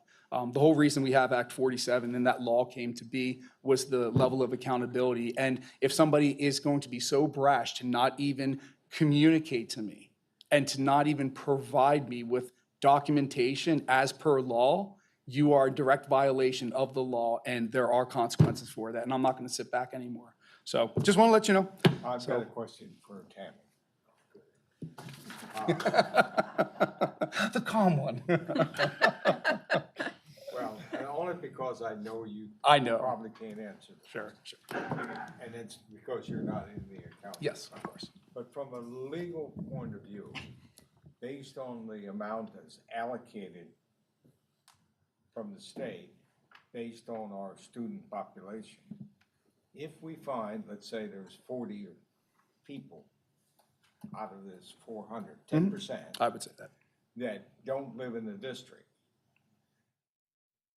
that changes the number of students we have. Does that change our calculations for the current year funding? I know it'll affect next year's funding. Yes and no. I remember, and I know you know this very well, the hold harmless. So we can't get any less than what we're getting. We just might not get that $300,000 increase moving forward. Yeah, that's what I'm Yeah. thinking. Our increases are so minimal from year to year. Like last year, it was 225. Projection for governor's budget right now is 360 for the 26-27 school year. But the hold harmless, we don't get any less than what we're already getting. We just may not get those increases. 40 students isn't going to be that much of an impact. And I know it was just an example. For example, they can prove that the last 3 or 4 years, and we've gotten a couple of increases along the way, can they take those increases away? That's the focus of my question. No, they can. They don't have to give us more moving forward, but they can't take the ones we got away. You're welcome. So if they did found out there was 40, then we don't go after them to try to give back money because they've been a whole half a year that we've been paying for them? The new law doesn't address that. I would try That's, in the reconciliation. I think that's a question for a lawyer. Right, but I'm just saying that's something I I would. don't want to overstep. No. And that's also money not going up. That's 40 students at 13,000. Times 40. $20,000. Right, and I think that's a pretty good projection. That's actually, I had 40 to 50 students is what I would project. I definitely think there's a problem with the lack of accountability for people to submit this documentation on time when it's due. However, being a realist, I actually have a projection of about 50 that I believe are no longer in the district, so. It's not beyond Right. conceivable that it's Sure, in yeah, that range. of course, yes, right. So has any cyber charter submitted the paperwork? We have gotten some paperwork from CCA as a slow trickle, but not everyone. And actually for CCA, I think, That's our Lauren said maybe around 20 out of 100 in that Yeah, that's our ballpark. best So we're talking about, again, a very small percentage, 11 total, 20% from a particular cyber charter school, so. Yeah, So, and certainly, I would tell you that before I send anything to some of the higher ups, I may advise or at least seek advice from my executive cabinet team as well as my solicitor to make sure it hits home. So I don't want to sound brash, but as you could tell, I'm pretty frustrated. And again, our district should be frustrated that that this is happening. It's just a shame. But again, with those changes, I was very hopeful that things were going to change. I hope that what we're seeing now is going to be different than I get that November 1st count. I hope that I get it more quickly. But at the same time, if we're in the same holding pattern and, people are just dragging their feet without any accountability, we're going to have some issues, so. Well, the reporting rule has given us some ammunition Right. to hold our feet to the fire, which we didn't Never really had have before. good access to. very Without spending a bunch of extra money on our part Yes. to verify all Yep. All right. All right, okay. All right, and then the last part, so because I do want us to be out of here before 11 o'clock, I'm not going to go into the presentation that I was able to present last night. I wanted to thank Mr. Jazinski because he had asked if I was able to come to Citizens Advisory Committee. I was happy to see, we had Ryan O'Keefe there, we had Diane Surface, we had Sue Kresge, obviously, we had Denise there as well. I mean, and it was just, it was really, oh yeah, Janet was there too, thank you, yes. And it was just a really nice opportunity to talk about, kind of the trials and tribulations, some of the challenges we had in the beginning, some of the progress that we've made and some of the updates. And again, there's still more to come, but it's really nice to talk about what the future outlook is, what are the pressure points, and how are we going to navigate the next, years down the line. So I just was happy to have that opportunity, and it was very nice to see board members come out and to hear that discussion. So It was great. I mean, I'm sure the same with those that were there, that if more of the community needs to see this to understand what has happened along the way and how it has progressed. And I guess that's most disappointing to me because I wanted that type of committee to be something where we had the community, hey, we preached for years. I sat on that side, hey, have something to us to get there. Now we finally get here, we get it. And we look out there and we saw, besides our board members and administrators, 3 people from one student and two community people. And I hope people are watching this because you really need to read this and see what's going on. And make your own conclusion. But the idea is that we are going forward. Is it as fast as we want? Well, nothing's ever fast because if you go too fast, you're always going to trip over something. But I think this is a good thing for those people who haven't seen it. They need to really take a look at that. Thank you for that presentation. I do have an announcement I'd like to make. The Pleasant Valley School District Board of Education is pleased to announce that we have reached an agreement on a new 5-year contract with Dr. Conrad. This agreement reflects the board's confidence in Dr. Conrad's leadership and our shared commitment to continued stability, academic growth, and the long-term success of our students, staff, and community. The contract will be on our March 26th agenda for approval. All right. Any questions on Dr. Conrad's section? Okay. No questions. I think just the passion that you brought there, that's the superintendent I want to see. I appreciate that. Any questions on anything under the superintendent's section from the public? So when would the contract take effect? July 1st July 1st, 26th. this year, yes. And his current contract ends in January 27th? December. December 26th. December 26th. Thank you. So we're gonna, give him a raise 6 months ahead of time? No. No, he's always gotten his raise at the end of the school year, It all stayed the same, just the contract renews earlier. 4 months earlier, And I'm just not- to keep us all, I'm honestly unsure why it was ever set up that way. well, This that's is- because when he came, he was hired, he came. Because this is now aligning with what. It's aligning every contract to begin July 1st. And I'm not going to go into any more really details about the contract. It'll appear, I think, what is it? It comes out Monday? Is it Tuesday, Monday or Tuesday prior? No, it's got to be Monday, isn't it? I think it's Monday. Monday at 4 o'clock prior to that March 26th date. Okay? And on the other part, the cyber Mhm. residency verification. Mhm. I didn't hear you talk about, maybe, I don't know if I just misheard, but about a verification service. Are you talking about hiring a service to? So right now, no. There are school districts out there, Pocono Mountain in particular, that I know uses a particular service. Something that we've talked about within our IU, so I'm pretty sure other superintendents are tapping into a bunch of services, and you could imagine now there's a market for verification of that. So there are some that exist, and there are some that are beginning to emerge.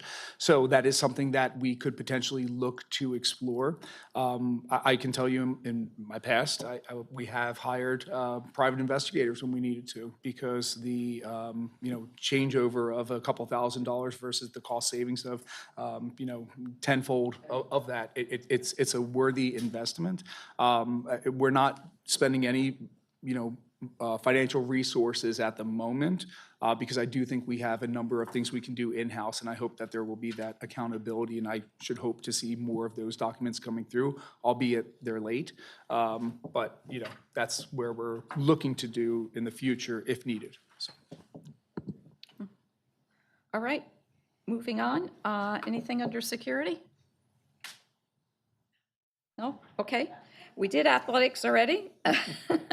So we're up under other. And I was asked to add communication to the agenda. So anyone like to speak on that topic?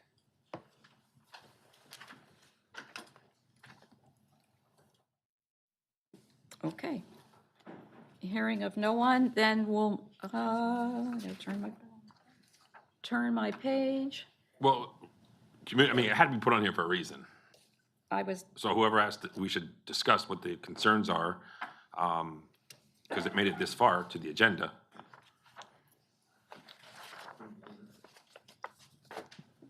I don't know, that's why I'm Mrs. asking. Oakley, I'm kind of you confused. had asked for it to be put on.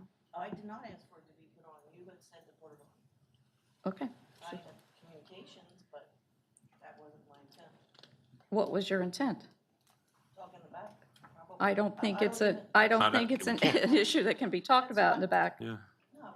The communications I sent, there were communications sent out. Response sent, reply. I did not suggest for it to be put on the agenda. Okay. Then we have the West End soccer. Oh, yes. All right. The last item is the PVE Parking Safety and Accessibility proposal from West End Soccer. Who's taking that? So we're looking around. So I spoke with Robert. I was hoping that he was going to come here. And long story short, I think you saw some of the communication. And again, because the West End Soccer utilizes PVE in the fields, he had just proposed, he and I have spoken a couple of times, we just want to keep our students and kids and our community members safe. I think there have been some issues in the past with parking, double parking and things.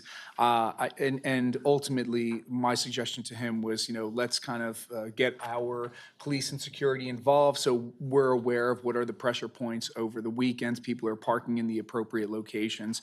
And where it basically ended was that if there are issues that he and his organization is seeing, to please let our security know. They can take pictures. Obviously, we can take it hopefully to a very calm, like, let's, fix the issue.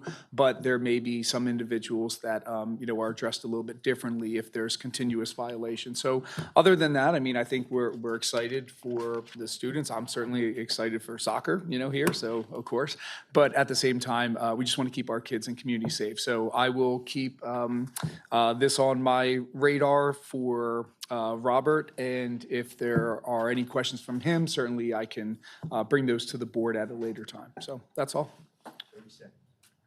Okay. Does that go on the board to vote on that letter that was written? No, that was just an ask to speak here this evening. I thought he was planning on being here, maybe not. What was that word what was that word in there, like, they wanted to apply? What was that one word? And I never looked it up, like,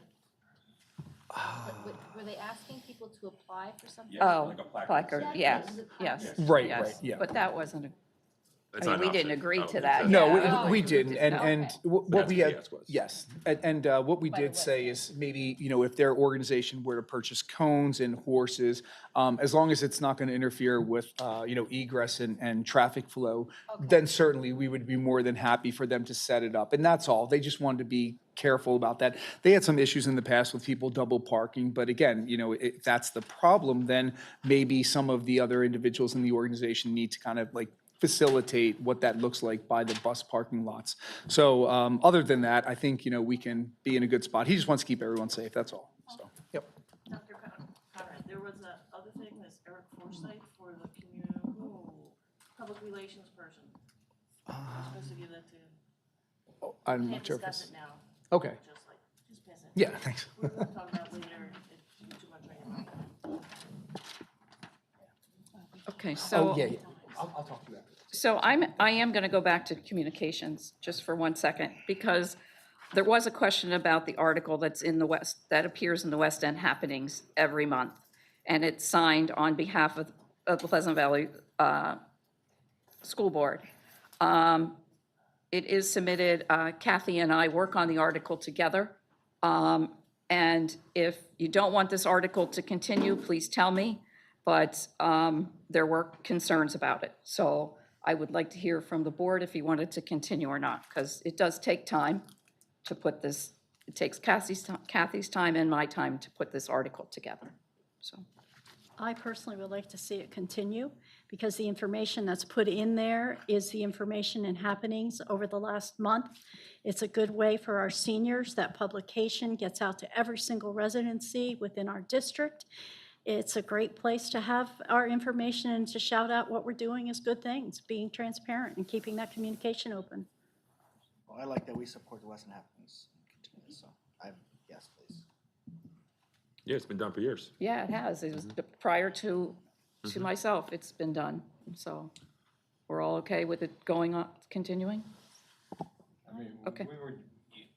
you're not the first one.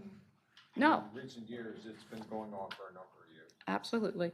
Yeah, I think I pretty picked much as long as I've been on the school board, there's been an article in the What's Been Happening, on monthly article. Okay. I And just, it tends, the general focus is on what has already happened and acknowledging people, and then making announcements about things that are Upcoming up. upcoming. And so that's the general thrust of what I've seen in there. If someone's seen something else, I don't remember anything else. okay. All right. Anyone else have any other this time? Any other from our? Thanks for sticking around. Yeah. We Ms. appreciate you. Ms. Kresge. Yes. We're asking for input. If you have input. On that, if anybody wants to Oh, send yes. input to you, Mhm. a way to communicate when you meet with Ms. Franklin, if, say I wanted to say, oh, Ms. Kresge, could you put this in? I would just, Yeah. It doesn't mean it's going. There's a into- but you deadline. take it There's a into deadline. Oh, there's a Yes, deadline. I have to have it, absolutely, I yes. have to have everything, the 5th, yes. 15th. 15th, as I just throw my pencil at you. Thank you. Yeah, the 15th. No, I was waiting for that A word. Okay, all right, all right. We are adjourned. There it is. Wasn't sure what